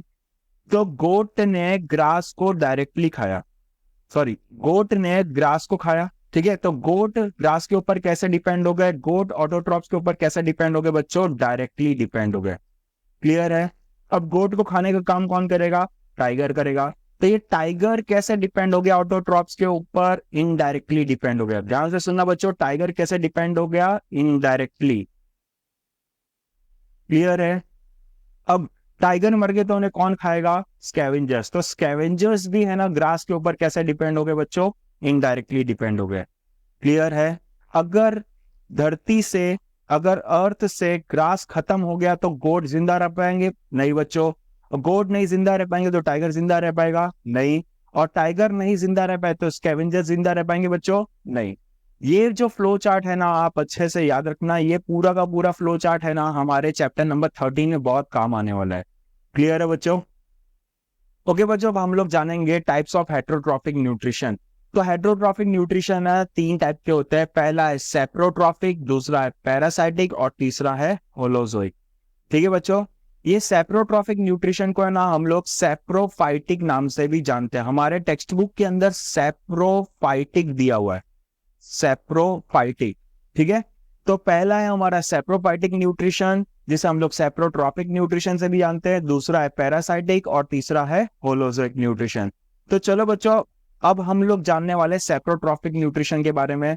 तो सेप्रो जो वर्ड है ना, सेप्रो का मतलब होता है रॉटेन। सेप्रो वर्ड का मतलब होता है रॉटेन। ठीक है बच्चों? अब ये रॉटेन मतलब क्या होता है? सड़ा हुआ, सड़ा हुआ। सेप्रो वर्ड मतलब होता है रॉटेन, और रॉटेन का मतलब होता है सड़ा हुआ। तो ऑर्गेनिज्म जो है ना वो रॉटेन मटेरियल यानी कि डेड एंड डिके मटेरियल्स को कंज्यूम करके जिंदा रहेंगे। ऐसे मोड ऑफ न्यूट्रिशन को हम बोलते हैं सेप्रोट्रॉपिक न्यूट्रिशन। क्लियर है बच्चों? मैं फिर से आपको रिपीट करके समझाना चाहता हूं। सेप्रो मतलब होता है रॉटेन, और रॉटेन का मतलब होता है सड़ा हुआ। Organism dead and decay matter को कंज्यूम करके अपने आप को जिंदा रखेगा। ऐसे मोड ऑफ न्यूट्रिशन को हम बोलेंगे सेप्रोट्रॉपिक न्यूट्रिशन। क्लियर है बच्चों? अब सेप्रोट्रॉपिक न्यूट्रिशन में ऑर्गेनिज्म फूड को खाते कैसे हैं? ध्यान से सुनना बच्चों। पहले तो हम लोग जानते हैं कि सेप्रोट्रॉपिक न्यूट्रिशन करता कौन कौन है। तो सेप्रोट्रॉपिक न्यूट्रिशन करने वाले होते हैं बैक्टीरिया, फंजाई। कौन होते हैं बच्चों? Bacteria and fungi. क्लियर है? अब ये बैक्टीरिया एंड फंजाई कैसे फूड को कंज्यूम करेंगे, तो उसके लिए मैं आपको एक एग्जांपल से समझाना चाहता हूँ। ध्यान से सुनना बच्चों। मान लो मेरी बॉडी है, उसको किसी ने है ना जमीन में दफना दिया, ठीक है। अब 1 महीने बाद, 2 महीने बाद, 3 महीने बाद है ना मेरी बॉडी को जब बाहर निकाला जाएगा तो उसके अंदर सिर्फ क्या बचेंगे बच्चों, स्केलेटल सिस्टम बचेगा, और पूरा का पूरा मसल्स, पूरा का पूरे ऑर्गन्स, वो सब क्या हो गए, खत्म हो गए। तो जमीन के अंदर मेरी बॉडी को कौन खा गया? वहां पे तो कोई स्कैवेंजर्स आएंगे नहीं, कोई तो वहां पे ईगल, क्रो, वो सब पहुंचेगा नहीं। तो वहां पे जमीन के अंदर मेरे बॉडी को खाने का काम कौन करेगा बच्चों? बैक्टीरिया करेंगे। क्लियर है? अब आप सोचोगे बैक्टीरिया जिसे हम लोग नेकेड आई से भी नहीं देख सकते, वो इतने बड़े ऑर्गेनिजम्स को कैसे खा सकता है? तो ध्यान से सुनना बच्चों, बैक्टीरिया का न्यूट्रिशन करने का तरीका जो है वो बहुत ही यूनिक है। बच्चों, बैक्टीरिया और फंजाई क्या करते हैं, बॉडी के डेड बॉडी के ऊपर बैठेंगे और वो क्या करेंगे बच्चों, केमिकल्स रिलीज करेंगे। केमिकल रिलीज करते जाएंगे, करते जाएंगे, करते जाएंगे, करते जाएंगे, जब तक हम ये बॉडी पूरी की पूरी तरह से सिंपल नहीं बन जाती। हमारी बॉडी बैक्टीरिया और फंजाई के लिए बहुत ही ज्यादा कॉम्प्लेक्स है। वो बॉडी के ऊपर आएंगे, अपनी कॉलोनी ग्रोज करेंगे, और फिर वो उसके ऊपर डाइजेस्टिव एंजाइम डालते आएंगे, डालते आएंगे, डालते आएंगे, डालते आएंगे, जब तक हमारी बॉडी बहुत सिंपल नहीं हो जाती। जब एक बार हमारी बॉडी सिंपल हो जाएगी तो वो क्या करेंगे बच्चों, वो न्यूट्रिएंट को अपने बॉडी के अंदर एब्जॉर्ब कर लेंगे। ध्यान से सुनना, सेप्रोट्रॉफिक न्यूट्रिशन के अंदर ऑर्गेनिज्म कैसे फूड को कंज्यूम करते हैं, तो वो बॉडी के बाहर डाइजेशन और बॉडी के अंदर एब्जॉर्प्शन। ध्यान से सुनना बच्चों, फिर से मैं बता रहा हूं, बॉडी के बाहर डाइजेशन और बॉडी के अंदर एब्जॉर्प्शन। 2022 एंड 23 में इसके ऊपर एक क्वेश्चन भी आ चुका है एमसीक्यू में, आप लोग देख लेना वहां पे। ठीक है बच्चों, अब हम जानते हैं कि कौन से ऑर्गेनिज्म सेप्रोट्रॉफिक न्यूट्रिशन कर सकते हैं। सारे फंजाई कर सकते हैं, ठीक है, जिसके अंदर मशरूम वगैरह भी आ जाएंगे। ब्रेड मोल्ड, बच्चों याद रखना, ब्रेड मोल्ड जो है वो राइजोपस है। ब्रेड मोल्ड का साइंटिफिक नेम क्या है? राइजोपस। साइंटिफिक नेम नहीं बोलेंगे, ब्रेड मोल्ड का जो नाम है ना वो क्या है? राइजोपस है। क्लियर है? और ये जो ब्रेड मोल्ड है एक टाइप का फंजाई है। क्वेश्चन ये उठता है कि ब्रेड मोल्ड हमें देखने को कहाँ मिलते हैं? तो आपने देखा होगा, रोटी को अगर आप छोड़ दो खुले में या फिर ब्रेड को छोड़ दो तो उसके ऊपर है ना रुई जैसे फंगस जम जाते हैं। इसी को हम लोग क्या बोलते हैं बच्चों? ब्रेड मोल्ड्स बोलते हैं। ठीक है, कौन से ऑर्गेनिज्म सेप्रोट्रॉफिक न्यूट्रिशन कर सकते हैं? तो पहला है फंजाई, सारे फंजाई। दूसरा जो है आपका ब्रेड मोल्ड, जिसे हम लोग राइजोपस भी बोलते हैं, और राइजोपस एक टाइप का क्या बच्चों? फंजाई है। तीसरा ऑर्गेनिज्म है बैक्टीरिया। तीसरा ऑर्गेनिज्म जो सेप्रोट्रॉफिक न्यूट्रिशन करेगा वो है बैक्टीरिया। और चौथा ऑर्गेनिज्म जो सेप्रोट्रॉफिक न्यूट्रिशन करेगा उसे हम बोलेंगे ईस्ट। आपने ये चीज तो सुनी होगी, वाइन को जितना चलाओ उतना ही ज्यादा वो नशा चढ़ाता है, उसके अंदर अल्कोहल कंटेंट उतना ही ज्यादा बढ़ता है। तो बच्चों, वाइन को जब आप सड़ा रहे हो ना तो उसके अंदर जो ऑर्गेनिज्म आएगा जो वाइन को सड़ाने में और अल्कोहल प्रोड्यूस करने में काम आएगा, वो होगा हमारा ईस्ट। ईस्ट के बारे में हम लोग है ना नेक्स्ट टॉपिक रेस्पिरेशन में भी हम जानेंगे। लेकिन आप याद रखना, तो कौन से ऑर्गेनिज्म सेप्रोट्रॉफिक न्यूट्रिशन करते हैं? तो फंजाई, ब्रेड मोल्ड्स, ठीक है, फिर बैक्टीरिया और ईस्ट। क्लियर है बच्चों? ओके बच्चों, अब हम स्टार्ट करते हैं हमारा नेक्स्ट टाइप, जो कि है पैरासाइटिक न्यूट्रिशन। आपको है ना एक चीज याद रखना है, पैरासाइटिक न्यूट्रिशन के अंदर 2 ऑर्गेनिज्म होंगे, ठीक है। और पैरासाइटिक न्यूट्रिशन याद रखने के लिए मैं एक एग्जांपल लाया हूं, एक कहावत लाया हूं। ये कहावत आप याद रख लीजिए ना बच्चों, तो आपको पैरासाइटिक न्यूट्रिशन आराम से याद हो जाएगा। तो कहावत क्या है? जिस थाली में खाते हैं उसमें छेद करते हैं। ध्यान से सुनना बच्चों, कहावत क्या है? जिस थाली में खाते हैं उसी में छेद करते हैं। ये कहावत हम लोग किसके लिए यूज करते हैं? गद्दार के लिए यूज करते हैं। किसके लिए यूज करते हैं बच्चों? गद्दार के लिए। तो पैरासाइटिक न्यूट्रिशन के अंदर 2 ऑर्गेनिज्म होंगे, एक गद्दार ऑर्गेनिज्म और दूसरा ऑर्गेनिज्म होगा मासूम ऑर्गेनिज्म। ठीक है, तो गद्दार ऑर्गेनिज्म को हम क्या बोलते हैं? पैरासाइट, और मासूम ऑर्गेनिज्म को हम बोलते हैं होस्ट। तो बच्चों, पैरासाइटिक मोड ऑफ न्यूट्रिशन में होता क्या है? होस्ट पैरासाइट को रहने की जगह देता है, और पैरासाइट्स उन्हीं के बॉडी पे रहेंगे या फिर बॉडी के अंदर रहेंगे और वहां से अपना न्यूट्रिएंट को एब्जॉर्ब कर लेंगे। ध्यान से सुनना बच्चों, मैंने गद्दार क्यों बोल रहा हूं? क्योंकि है ना पैरासाइट्स क्या करते हैं? होस्ट की बॉडी पे या बॉडी के अंदर रहते हैं। ठीक है, होस्ट ने उन्हें रहने की जगह दी और पैरासाइट्स क्या करेंगे? उन्हीं की बॉडी के अंदर से न्यूट्रिएंट्स को एब्जॉर्ब कर लेंगे। क्लियर है बच्चों, आपको समझ में आया? ठीक है, तो इसके एग्जाम्पल्स कौन से? इसके एग्जाम्पल है कसकत्ता, जिसे हम लोग बोलते हैं अमर बेल, अमर बेल। और टेप वॉर्म, टेप वॉर्म क्या है बच्चों? ये एक एनिमल पैरासाइट्स है। तो चलो बच्चों, अब हम जानने वाले पैरासाइट्स के बारे में डिटेल में। ओके बच्चों, अब हम लोग डिटेल में पढ़ने वाले हैं पैरासाइट्स के बारे में। तो पैरासाइट्स जो होते हैं ना, वो दो टाइप के होते हैं, एक है एंडो पैरासाइट, दूसरा है एक्सो पैरासाइट। एंडो पैरासाइट मतलब क्या होता है? जो ऑर्गेनिज्म के बॉडी के अंदर रहते हैं, ऐसे पैरासाइट्स को हम लोग बोलते हैं एंडो पैरासाइट्स। जो पैरासाइट्स ऑर्गेनिज्म के बॉडी के बाहर रहते हैं, उसे हम लोग बोलते हैं एक्सो पैरासाइट्स। क्लियर है बच्चे? तो सबसे पहला जो पैरासाइट है वो कौन सा है? लाइस। लाइस एक एक्सो पैरासाइट है, यानी बॉडी के बाहर रहता है, और उसके होस्ट कौन है? एनिमल्स हैं। तो लाइस क्या है बच्चों? जुए, आपने सुना होगा हिंदी में। तो जुए क्या करते हैं? वो एनिमल, हम ह्यूमन के बाल में रहते हैं और बाकी एनिमल्स के बालों में रहते हैं, और वो क्या करते हैं? स्कैल्प से या फिर बॉडी से ब्लड को एब्जॉर्ब करके अपना न्यूट्रिशन प्रोसेस कंप्लीट करते हैं। क्लियर है? दूसरे जो पैरासाइट है वो है लीच। आपने है ना नदी के किनारे या फिर तालाब के किनारे स्लाइमी कीड़ा देखा होगा ब्लैक कलर का, उसी को हम लोग बोलते हैं लीच, हिंदी में बोलते हैं जौ। ये जौ भी है ना एक्सो पैरासाइट है, यानी बॉडी के बाहर रहता है। क्लियर है? और इसके जो होस्ट होंगे वो भी कौन होंगे बच्चों? एनिमल्स। जो एनिमल्स समुद्र नहीं, जो एनिमल्स नदी के किनारे जाते हैं पानी पीने के लिए, और तालाब के किनारे जाता है पानी पीने के लिए, तो जौ क्या करता है? उनके बॉडी के ऊपर ऐसे चिपक जाता है, ब्लैक कलर का स्लाइमी कीड़ा होता है, वो ऐसे चिपक जाता है और उनके बॉडी से ब्लड को सक करके अपना न्यूट्रिशन प्रोसेस कंप्लीट करता है। नेक्स्ट है एस्केरियसिस। एस्केरियसिस एक राउंड वॉर्म है, आप हायर क्लास में पढ़ोगे। और एस्केरियसिस जो है ना, वो एंडो पैरासाइट है, यानी बॉडी के अंदर रहता है। क्लियर है? और इसके जो होस्ट होंगे वो कौन होंगे? एनिमल्स होंगे।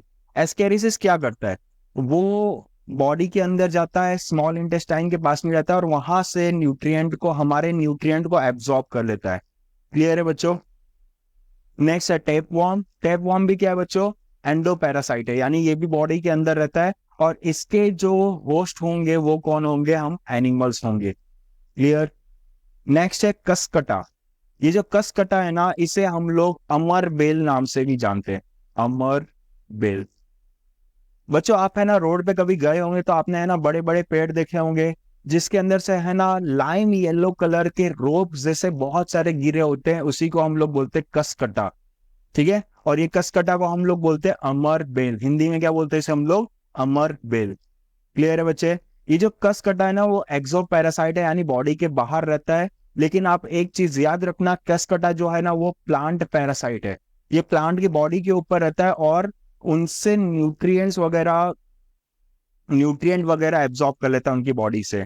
तो बच्चों, मैं आपको समझाता हूँ कसकटा कैसे बॉडी के ऊपर रहते हैं। तो बच्चों, मेरे पास ये रोप है, तो ये आप मान लो ये प्लांट का स्टेम है। ठीक है? ये जो मेरा हाथ है वो क्या है? प्लांट का स्टेम। और ये जो कसकटा होंगे वो क्या करेंगे? वो स्टेम के ऊपर ऐसे पूरी तरह से लिपट जाते हैं, स्टेम के ऊपर, ब्रांचेस के ऊपर ऐसे पूरी तरह से लिपट जाते हैं। ठीक है? और वो क्या करते हैं? स्टेम से, ब्रांचेस से प्लांट के जो न्यूट्रिएंट होते हैं ना, वो एब्जॉर्ब कर लेते हैं, चुरा लेते हैं। क्लियर है बच्चों? ओके बच्चों, अब हम लोग स्टार्ट करने वाले हैं होलोजोइक मोड ऑफ न्यूट्रिशन। तो holozoic mode of nutrition start करने से पहले आपको है ना एक वर्ड का ध्यान रखना है, एक चीज का ध्यान रखना है। ये जो जोइक है, जोइक जो है वो कहाँ से आया है बच्चों? ये जोअन वर्ड से आया है, जोअन। और जोअन का मतलब होता है एनिमल्स। ज्यादातर animals holozoic mode of nutrition perform करते हैं, इंक्लूडिंग ह्यूमंस। तो इसके एग्जांपल्स कौन से हैं? तो इसके एग्जांपल है ह्यूमन बींग्स, सारे एनिमल्स। अगर मैं यूनिसेल्युलर की बात करूं तो यूनिसेल्युलर ऑर्गेनिज्म में आते अमोइबा और पैरामीशियम।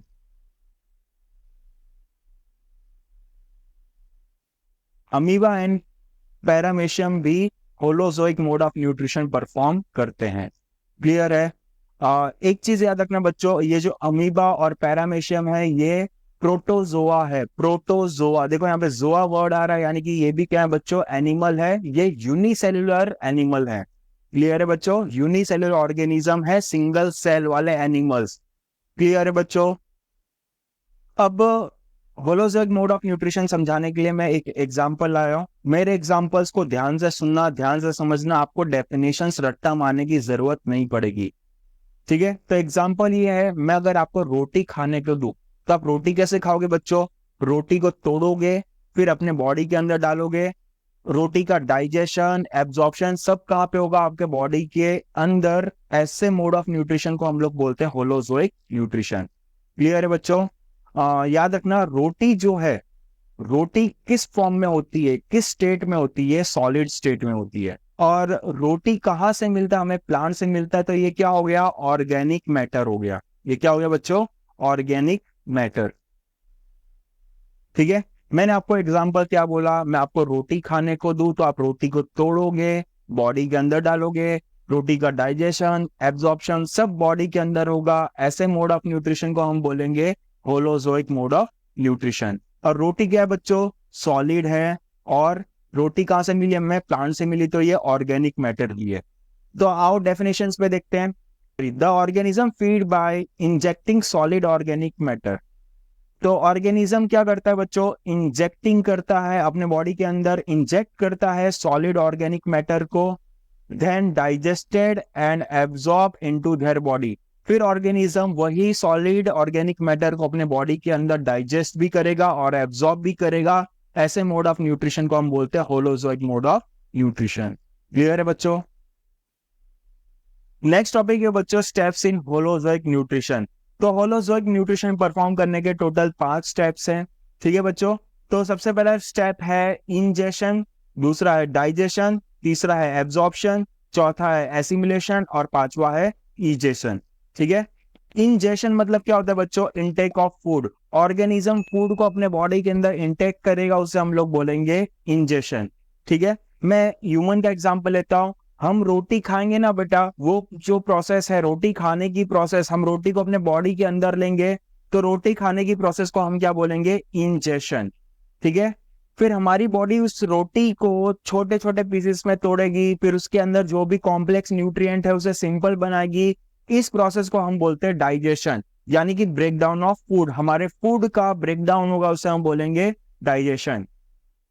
फिर तीसरा आता है एब्जॉर्प्शन। हमने जो रोटी खाया उसके अंदर जो भी न्यूट्रिएंट प्रेजेंट है वो न्यूट्रिएंट को हमारी बॉडी क्या करेगी बच्चों? एब्जॉर्ब करेगी। इस प्रोसेस को हम बोलेंगे एब्जॉर्प्शन। फिर आता है एसिमिलेशन। हमारी बॉडी ने जो भी न्यूट्रिएंट को एब्जॉर्ब किया है उसे यूटिलाइज करेगी फॉर वेरियस पर्पस, उसे हम लोग क्या बोलेंगे बच्चों? एसिमिलेशन। और पांचवा है इजेशन। फिर हमारे देखो, पांचवा है इजेशन। हमने जो फूड कंज्यूम किया उसके अंदर से न्यूट्रिएंट का डाइजेशन भी हो गया, एब्जॉर्प्शन भी हो गया, यूटिलाइज भी हो गया। फिर लास्ट में क्या बचता है बच्चों? Waste product. वो वेस्ट प्रोडक्ट को बाहर निकालने के प्रोसेस को हम लोग क्या बोलते हैं? इजेशन। क्लियर है बच्चों? आपको मैं एक टर्म और बताने जा रहा हूं, ध्यान से सुनना। डीफिकेशन, डीफिकेशन।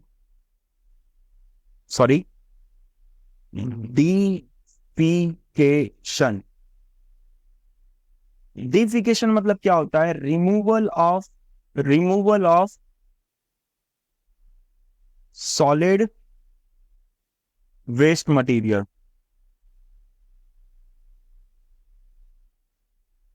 हम हमारी बॉडी के अंदर से जो सॉलिड वेस्ट मटेरियल है, हम जो वेस्ट मटेरियल निकालेंगे वो सॉलिड के फॉर्म में निकलेगा।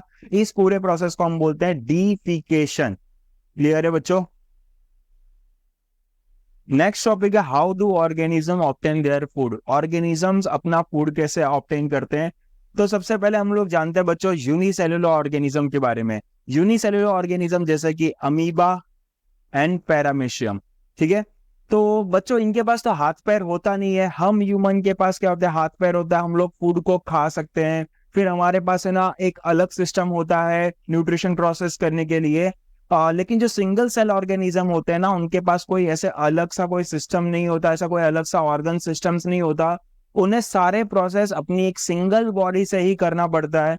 तो वो फूड को अपने बॉडी के अंदर कैसे लेते हैं बच्चों? तो वो फूड को अपने बॉडी के अंदर लेते हैं एंटायर सरफेस से। उनके पूरे बॉडी के सरफेस से वो क्या करेंगे? फूड को अपने अंदर ले सकते हैं। तो सबसे पहले हम लोग जानते हैं अमीबा के बारे में। तो अमीबा का एक चीज आप याद रखना, अमीबा के पास एक स्पेशल क्वालिटी है कि इसके पास है ना कोई फिक्स शेप नहीं है। अमीबा के पास नो फिक्स्ड शेप। तो बच्चों अमीबा को जैसे ही रियलाइज होगा उसके आजू बाजू कुछ फूड है, उसको जैसे ही सेंस होगा उसके आजू बाजू फूड है, तो वो क्या करेगा बच्चों, वो एक सूडोपोडिया बनाएगा। क्यों सूडोपोडिया बनाने की जरूरत पड़ रही है? अमीबा के पास हमारी तरह हाथ पैर नहीं होते, तो अमीबा क्या करेगा, एक फॉल्स फीट बनाएगा जिसे हम लोग क्या बोलते हैं, सूडोपोडिया। क्लियर है बच्चों? मान लो कि ये छोटा सा कुछ मैंने पकड़ा है, वो फूड है।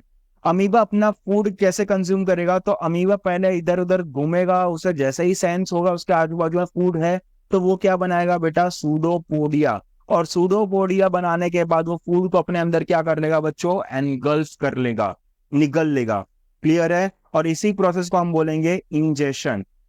क्लियर है बच्चों? जब ये अमीबा फूड को अपने अंदर कंज्यूम कर लेगा, अपने अंदर एनगल्फ कर लेगा, तो आपको बीच में एक है ना स्पेरिकल, सॉरी, आपको बीच में स्पेरिकल जैसा कुछ दिखाई देगा, स्पीयर जैसा कुछ दिखाई देगा। इसी को हम लोग बोलते हैं फूड वैक्यूल्स। इसे हम लोग क्या बोलते हैं बच्चों, फूड वैक्यूल। और फूड वैक्यूल जो है ना वो अमीबा का टेम्पररी स्टमक है, अमीबा का टेम्पररी स्टमक है।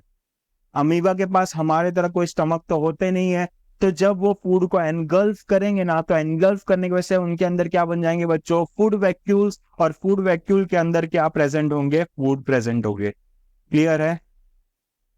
फिर अमीबा एक सिंगल सेल ऑर्गेनिज्म है, बाहर से फूड आएगा उसके लिए क्या हो गया, वो फॉरेन पार्टिकल। तो अमीबा के अंदर जो लाइसोसोम प्रेजेंट होते हैं ना, वो क्या करेंगे, उस फूड को तोड़ने का काम करेंगे, जिसे हम लोग बोलेंगे डाइजेशन। क्लियर है? अमीबा अपने फूड को ब्रेक डाउन कैसे करता है, तो वो लाइसोसोम की मदद से ब्रेक डाउन करता है। क्लियर है? फिर इसका एब्जॉर्प्शन होगा, एसिमिलेशन होगा, अमीबा की ग्रोथ होगी। फिर बाद में वो जो भी सॉलिड फूड है उसे अपने बॉडी से बाहर निकाल देगा, उसे हम लोग बोलेंगे इजेशन। ठीक है? अमीबा भी ये पूरे 5 प्रोसेस परफॉर्म करता है। पहला प्रोसेस है इंजेशन, दूसरा है डाइजेशन, तीसरा एब्जॉर्प्शन, और चौथा है एसिमिलेशन, और पांचवा है इजेशन। क्लियर है बच्चों?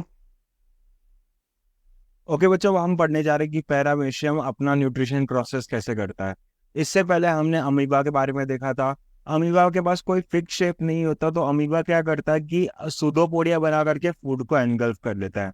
लेकिन बच्चों पैरामीशियम के पास ऐसा कोई फीचर नहीं है। पैरामीशियम का जो शेप होता है ना, वो कैसा होता है बच्चों, फिक्स्ड शेप होता है। पैरामीशियम का शेप फिक्स शेप होता है। और इसका शेप कैसा होता है, अगर आप देखो यहाँ पे ध्यान से, इसका शेप आपको कैसा दिखेगा बच्चों, स्लीपर लाइक। इसका शेप होता है स्लीपर जैसा, स्लीपर लाइक। क्लियर है बच्चों? अगर आप इसे ध्यान से देखोगे तो इसका है ना जो शेप है पीट ऐसा भी लग रहा है, इसलिए इसका नाम क्या पड़ा है बेटा, पैरामेशियम। पैरा से क्या होता है बच्चों, पीट। ठीक है? तो पैरामेशियम अपना खाना कैसे खाएंगे, इनके पास तो बच्चों फिक्स शेप होता है, ये सूडोपोडिया बना नहीं सकते। तो नेचर ने इनके साथ नाइंसाफी ना हो इसके लिए क्या इनको दिया है, सीलिया, हेयर लाइक प्रोजेक्शन। आप देख सकते हो ये जो हेयर लाइक प्रोजेक्शन है, ये जो हेयर लाइक प्रोजेक्शन है, इसी को हम लोग क्या बोलते हैं बच्चों, सीलिया बोलते हैं। अब ये सीलिया क्या करेगा बच्चे, तो ये सीलिया सीलियाटिक मूवमेंट करेगा और फूड आगे की तरफ मूव होगा। ठीक है? मान लो कि कोई भी फूड यहाँ पे सीलिया के कांटेक्ट में आया, तो सीलियाटिक मूवमेंट होगा। ठीक है? इस सीलियाटिक मूवमेंट से क्या होगा कि फूड मूव करेंगे, मूव करेंगे, मूव करेंगे, और कहाँ पे आएंगे बच्चों, सॉरी, कहाँ पे आएंगे, पैरामेशियम के ओरल ग्रूव में। पैरामेशियम के पास एक ओपनिंग होती है जहां से वो फूड को अपने बॉडी के अंदर लेता है, उसे हम लोग बोलते हैं ओरल ग्रूव। फिर उसके बाद क्या होगा बच्चों, तो पैरामेशियम के बॉडी के अंदर ही इंजेशन, डाइजेशन, एब्जॉर्प्शन, एसिमिलेशन और इजेशन सारे प्रोसेस के बॉडी के अंदर होंगे, जैसे अमीबा में होते थे। क्लियर है बच्चों? जब पैरामीशियम अपने फूड को डाइजेस्ट कर लेगा, यूटिलाइज कर लेगा, और उसे इजेक्ट करने का होगा बच्चों, तो उसके लिए भी एक स्पेशल ओपनिंग है जिसे हम लोग बोलते हैं एनल पोर। आप देख सकते हो ये जो ओपनिंग है इसी को हम लोग बोलते हैं एनल पोर। और पैरामीशियम अपने वेस्ट फूड को इसी जगह से बाहर की तरफ रिमूव करता है। क्लियर है बच्चों? तो सिनेटिक मूवमेंट समझाने के लिए मैं आपको एक एग्जाम्पल समझाता हूँ। आपने ना कभी कॉन्सर्ट वगैरह देखा होगा, रॉकस्टार का कॉन्सर्ट, तो रॉकस्टार क्या करते हैं, पब्लिक के ऊपर कूद जाते हैं। ठीक है, रॉकस्टार क्या करते हैं बच्चों, पब्लिक के ऊपर कूद जाते हैं। मान लो ये पब्लिक है, रॉकस्टार क्या करेंगे, पब्लिक के ऊपर कूदेंगे, और पब्लिक क्या करेंगे, उनको अपने हाथ को वेव करके रॉकस्टार को एक जगह से दूसरी जगह पहुंचाने का काम करते हैं। सेम इसी तरह से हमारा सीलिएटिक मूवमेंट होता है। मान लो ये सीलिया है और फूड इसके ऊपर आया, तो सीलिया क्या करेंगे बच्चों, सीलिएटिक मूवमेंट करेंगे, जिससे फूड एक जगह से दूसरी जगह पास होगा। क्लियर है बच्चों? ओके बच्चों, नेक्स्ट टॉपिक है हमारा nutrition in human being. Human being के अंदर जो न्यूट्रिशन प्रोसेस होता है ना बच्चों, वो प्रोसेस को हम बोलते हैं डाइजेशन प्रोसेस। और डाइजेशन प्रोसेस हमारे बॉडी के अंदर एक ऑर्गन सिस्टम से होता है, जिसे हम लोग बोलते हैं डाइजेस्टिव सिस्टम।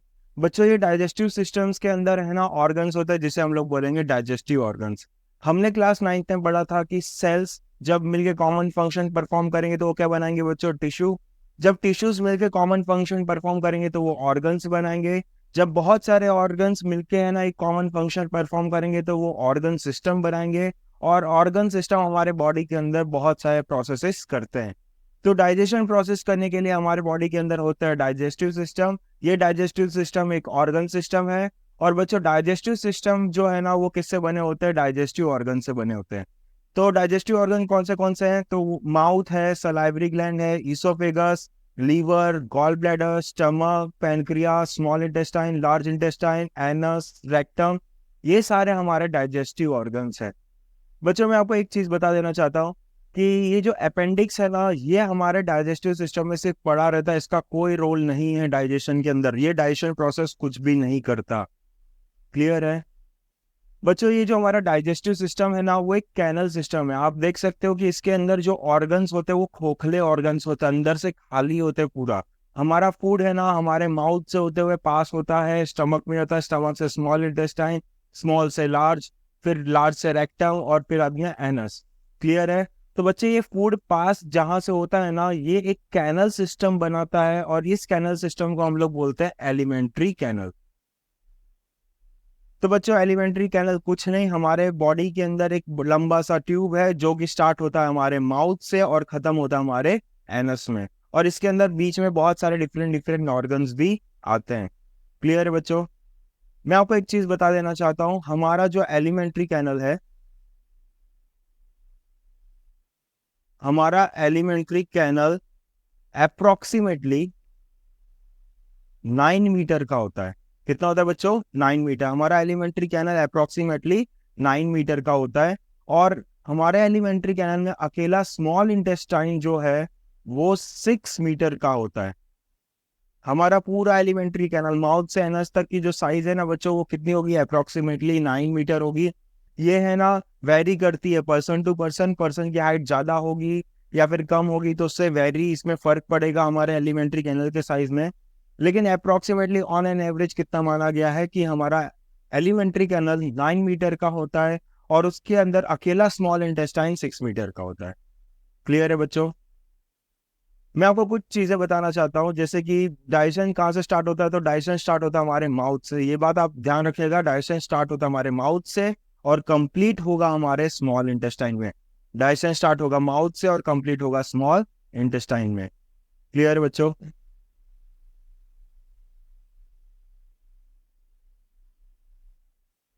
यहाँ पे एक बात गौर करने वाली है। आप देख सकते हो कि हमारा जो एलिमेंट्री कैनल है उसके अंदर आते हैं mouth, oesophagus, stomach, small intestine, large intestine, फिर रेक्टम एंड एनस। तो बच्चों आप सोच रहे होंगे कि ये लीवर, पेनक्रिया और गॉल ब्लैडर क्यों है।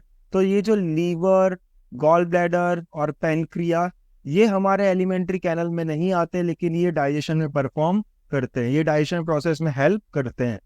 क्लियर है बच्चों? बच्चों जब आप यहाँ पे टच करके फील करोगे तो यहाँ पे आपको एक पाइप जैसा फील होगा। तो क्या ये हमारा फूड पाइप है? नहीं बच्चों, ये जो आगे आपको पाइप फील होता है ये हमारा विंड पाइप है। तो हमारा फूड पाइप होता कहाँ पे है? तो बच्चों आप यहाँ पे देख सकते हो कि मैंने 2 पाइप लिया है। ठीक है, ये जो पाइप है, ये शॉर्ट पाइप जो है ये हमारा क्या रहेगा? Wind pipe. और ये लॉन्ग पाइप जो है जो फ्लेक्सिबल है, ये होगा हमारा फूड पाइप। तो बच्चों जब हम लोग टच करते हैं ना, तो आगे हमें कौन सा पाइप फील होता है? विंड पाइप फील होता है, और उसके पीछे क्या होता है? Food pipe. मैं यहाँ पे टर्न होके आपको बताऊंगा। जब हम लोग टच करते हैं तो जो पाइप हमें फील होता है वो कौन सा होता है, हमारा विंड पाइप, और उसके पीछे क्या होता है, हमारा फूड पाइप। क्लियर है बच्चों? ओके बच्चों, अब हम स्टार्ट करते हैं हमारा ह्यूमन डाइजेस्टिव सिस्टम। बच्चों जब हम फूड को कंज्यूम करते हैं तो फूड सबसे पहले कहाँ पे आता है, हमारे माउथ में। और माउथ के अंदर आप जाओगे तो आपको क्या देखने को मिलेगा, बकल कैविटी। माउथ के अंदर आपको एक गुफा ऐसा देखने को मिलेगा, एक कैविटी देखने को मिलेगा, इसे हम लोग बोलते हैं बकल कैविटी। मैं गुफा इसलिए बोल रहा हूँ, गुफा को हम लोग है ना इंग्लिश में क्या बोलते हैं, कैविटी। ठीक है, आप होल भी बोल सकते हो। माउथ के अंदर आपको एक होल जैसा देखने को मिलेगा, इसे हम बोलेंगे बकल कैविटी। बकल कैविटी के अंदर तीन चीजें प्रेजेंट होती है, टीथ, सलाइवरी ग्लैंड और टंग। ठीक है बच्चों, तो हमारे बकल कैविटी में कौन सी तीन चीजें प्रेजेंट होती है, टीथ, सलाइवरी ग्लैंड और टंग। टीथ का क्या काम है, हम सब जानते हैं कि हम है ना फूड को चबाते चबाते चबाते हैं, हमारे फूड छोटे छोटे पीसेस में ब्रेक डाउन होते जाता है, छोटे छोटे पीसेस में कन्वर्ट होते जाता है। वो किसकी मदद से कन्वर्ट होता है बच्चों, टीथ की मदद से। और हम हमारे फूड को छोटे छोटे पीसेस में कन्वर्ट करेंगे, इस प्रोसेस को हम बोलते हैं च्यूइंग। ठीक है बच्चों, हम है ना फूड को चबाएंगे चबाएंगे चबाएंगे चबाएंगे, चबाने को हम लोग इंग्लिश में क्या बोलते हैं बच्चों, च्यूइंग बोलते हैं। क्लियर है? तो आपने ये चीज फील की होगी, जब तक हम लोग फूड को चबा रहे हैं तब तक हमारे माउथ में पानी आते रहता है। तो बच्चों ये पानी नहीं होता, ये होता है सलाइवा। ठीक है, तो ये सलाइवा रिलीज करने का काम कौन करता है, सलाइवरी ग्लैंड। हमारे बकल कैविटी के पीछे ग्लैंड्स होते हैं, उसे हम लोग बोलते हैं सलाइवरी ग्लैंड, और ये सिक्रीट करते हैं सलाइवा। और सलाइवा के अंदर बच्चों प्रेजेंट होता है सलाइवरी अमाइलेस। सलाइवा के अंदर प्रेजेंट होता है सलाइवरी अमाइलेस। ये सलाइवरी अमाइलेस एक टाइप का एंजाइम है बच्चों। ठीक है, सलाइवरी अमाइलेस एक टाइप का एंजाइम है, और सलाइवरी अमाइलेस के लिए मैंने शॉर्ट फॉर्म यूज किया SA। तो सलाइवरी अमाइलेस का काम क्या है बच्चों, कि हम जो भी फूड खाते हैं उसके अंदर क्या प्रेजेंट होता है, स्टार्च प्रेजेंट होता है। तो स्टार्च को सिंपल शुगर में कन्वर्ट करने का काम कौन करता है, सलाइवरी अमाइलेस। तो फंक्शन ऑफ सलाइवरी अमाइलेस क्या है, it convert starch into simple sugar. बच्चों आपको एक चीज जानना पड़ेगा कि ये सिंपल शुगर है क्या, ये सिंपल शुगर कौन सा होता है, स्टार्च किस में कन्वर्ट होता है, तो ये कन्वर्ट होता है माल्टोज के अंदर। सिंपल शुगर कन्वर्ट होगा बच्चों माल्टोज में। क्लियर है? फिर इसके बाद में आता है हमारा टंग। टंग का काम क्या है, रोलिंग ऑफ फूड। ये टंग हमारे फूड को रोल करता है। बच्चों आप यहाँ पे चबा रहे हो, यहाँ से दूसरी जगह आप फूड को किसकी मदद से लाते हो, टंग की मदद से लाते हो। ऐसा तो नहीं कि आप ऐसे मुंडी टेढ़ा करके ठोकते हो तो आपका फूड दूसरे साइड आता है, नहीं बच्चों। फूड को रोल करने का काम कौन करता है, टंग। हमारे फूड को घुमाते जाएगा घुमाते जाएगा घुमाते जाएगा, जिसकी वजह से हमारा फूड और सलाइवा अच्छे से मिक्स हो जाएंगे, प्रॉपरली मिक्स हो जाएंगे। क्लियर है बच्चों? आपने कंस्ट्रक्शन साइट पे देखा होगा, जहाँ पे बिल्डिंग बन रही होती है वहां पे एक मशीन होती है गोल सी, जिसके अंदर हम लोग रेती, कच्ची, पानी, सीमेंट डालते हैं। वो रोलिंग करते रहता है और सारा हमारा रेती, कच्ची, पानी और क्या बोलते हैं, गिट्टी, ये सब मिल करके क्या बनाते हैं बच्चों, कंक्रीट बनाते हैं। क्लियर है? सेम उसी तरह से टंग क्या करता है बच्चों, हमारे फूड को रोल करने का काम करता है, जिसके वजह से हमारा फूड सलाइवा के साथ अच्छे से मिक्स हो जाए। क्लियर है? हमारे टंग का एक और फंक्शन है जो मैं यहाँ पे मेंशन नहीं किया, लेकिन मैं यहाँ पे आपको लिख के बता देता हूँ। और टंग क्या करता है, हमारे फूड को टेस्ट में हेल्प करता है, फूड को टेस्ट करने में हेल्प करता है। क्लियर है बच्चों? बच्चों जो भी हम स्वादिष्ट चीजें खाते हैं वो हमें किससे पता चलता है, टंग की मदद से। हमारे टंग का एक और फंक्शन है कि हम जब फूड को अपने बॉडी के अंदर निगलते हैं, स्वेलोइंग करते हैं, तो वो किसकी मदद से करते हैं बच्चों, तो हम टंग की मदद से करते हैं। तो टंग का एक और फंक्शन है कि वो फूड को स्वेलोइंग करने में हेल्प करता है, स्वेलोइंग। क्लियर है? हम फूड को स्वेलो किसकी मदद से करते हैं बच्चों, हम फूड को स्वेलो करते हैं हमारे टंग की मदद से। क्लियर है बच्चों? बच्चों जब हम फूड को स्वेलो कर लेंगे तो हमारा फूड जाएगा ईसोफेगस के अंदर। ईसोफेगस क्या है बच्चों, इसे हम लोग कॉमन नेम से जानते हैं, ये हमारा फूड पाइप है। ईसोफेगस क्या है बच्चों, फूड पाइप। ठीक है, ईसोफेगस क्या है बच्चों, हमारा फूड पाइप। जैसे ही हमारे फूड है ना फूड पाइप के अंदर आएगा, इसके अंदर एक मूवमेंट होगा जिसे हम लोग बोलते हैं पेरिस्टेलिक मूवमेंट। आप इसे पेरिस्टेल्सिस मूवमेंट भी बोल सकते हो। अब ये पेरिस्टेलिक मूवमेंट, पेरिस्टेल्सिस मूवमेंट होता क्या है, तो rhythmic contraction and relaxation of oesophagus is called peristaltic movement या फिर पेरिस्टेलिक मूवमेंट। तो बच्चों यहाँ पे आप देखो, ये सपोज करो आपका ईसोफेगस है, फूड जैसे ही अंदर जाएगा तो ईसोफेगस का क्या होगा, कॉन्ट्रैक्शन। ठीक है, और फिर फूड कहाँ खसक के आ जाएगा, नीचे। फिर फूड यहाँ पे पहुंचा और फिर क्या होगा बच्चों, कॉन्ट्रैक्शन, फूड कहाँ खसक के आ जाएगा, नीचे। फिर फूड यहाँ पे पहुंचा और यहाँ पे क्या होगा बच्चों, कॉन्ट्रैक्शन, फूड खसक के आ जाएगा नीचे। तो आप देखते जा रहे हो यहाँ पे क्या हो रहा है बच्चों, कॉन्ट्रैक्शन हो रहा है और ऊपर वाले पार्ट का रिलैक्सेशन हो रहा है। ठीक है, एक तरीके से आप समझ सकते हो पेरिस्टाइलिक मूवमेंट है क्या, तो स्क्वीजिंग मूवमेंट है। मान लो फूड इसके अंदर आ गया, अब फूड को मुझे नीचे लेके आना, तो मैं उसे कैसे लेके आऊंगा बच्चों, स्क्वीज कराते हुए लेके आऊंगा। ठीक है, जिसमें आपको क्या देखने को मिलेगा, rhythmic contraction and relaxation of oesophagus. Clear है बच्चों? ओके बच्चों, अब हम मूव करते हैं हमारे नेक्स्ट ऑर्गन पे, जो कि है स्टमक। इसोफेगस से फूड हमारा कहाँ पे एंटर करेगा, स्टमक के अंदर एंटर करेगा। बच्चों आपको एक चीज याद रखनी पड़ेगी कि हमारा जो स्टमक होता है ना, उसके स्टार्टिंग एंड और लास्ट वाले एंड में एक मसल्स होते हैं, इसे हम लोग बोलते हैं स्पिंचर मसल्स। ये कौन से मसल्स है बच्चों, स्पिंचर मसल्स है। स्पिंचर मसल्स के बारे में हम लोग आगे देखेंगे, तो सबसे पहले अभी हम लोग पढ़ लेते हैं स्टमक के बारे में। बच्चों स्टमक का जो वॉल होता है ना, वहां पे बहुत सारे छोटे छोटे ग्लैंड्स होते हैं, बहुत सारे छोटे छोटे ग्लैंड्स होते हैं। इस छोटे छोटे ग्लैंड्स को हम लोग बोलते हैं गैस्ट्रिक ग्लैंड। और गैस्ट्रिक ग्लैंड तीन चीजें रिलीज करती है, सबसे पहला है HCl, दूसरा है पेप्सिन और तीसरा है म्यूकस। क्लियर है बच्चों? तो HCl का काम क्या है, ये है ना बैक्टीरिया को किल करता है। हमने जो भी फूड कंज्यूम किया है वो हमारे बॉडी के अंदर जाएगा, उसके अंदर क्या होते हैं बच्चों, थोड़े हार्मफुल बैक्टीरियाज होते हैं। आपको तो पता ही होगा कि है ना, हम स्टॉल के फूड्स खाते हैं, स्टॉल के फूड्स में बहुत सारे बैक्टीरिया होते हैं। हम जैसे समोसा खाते हैं, वड़ा पाव खाते हैं, फिर पानी पूरी खाते हैं, आजकल तो खुजली फ्लेवर वाला पानी पूरी मिलता है। तो बच्चों ये सारे फूड के अंदर क्या होते हैं, बहुत सारे हार्मफुल बैक्टीरियाज होते हैं। वो हार्मफुल बैक्टीरिया हमारे बॉडी के अंदर जाएंगे तो हमें हार्म कॉज करेंगे। तो वो बैक्टीरिया को किल करने का काम कौन करता है बच्चों, HCl। ठीक है, HCl का दूसरा फंक्शन है कि ये एसिडिक मीडियम प्रोवाइड करता है पेप्सिन को फैसिलिटेट करने के लिए।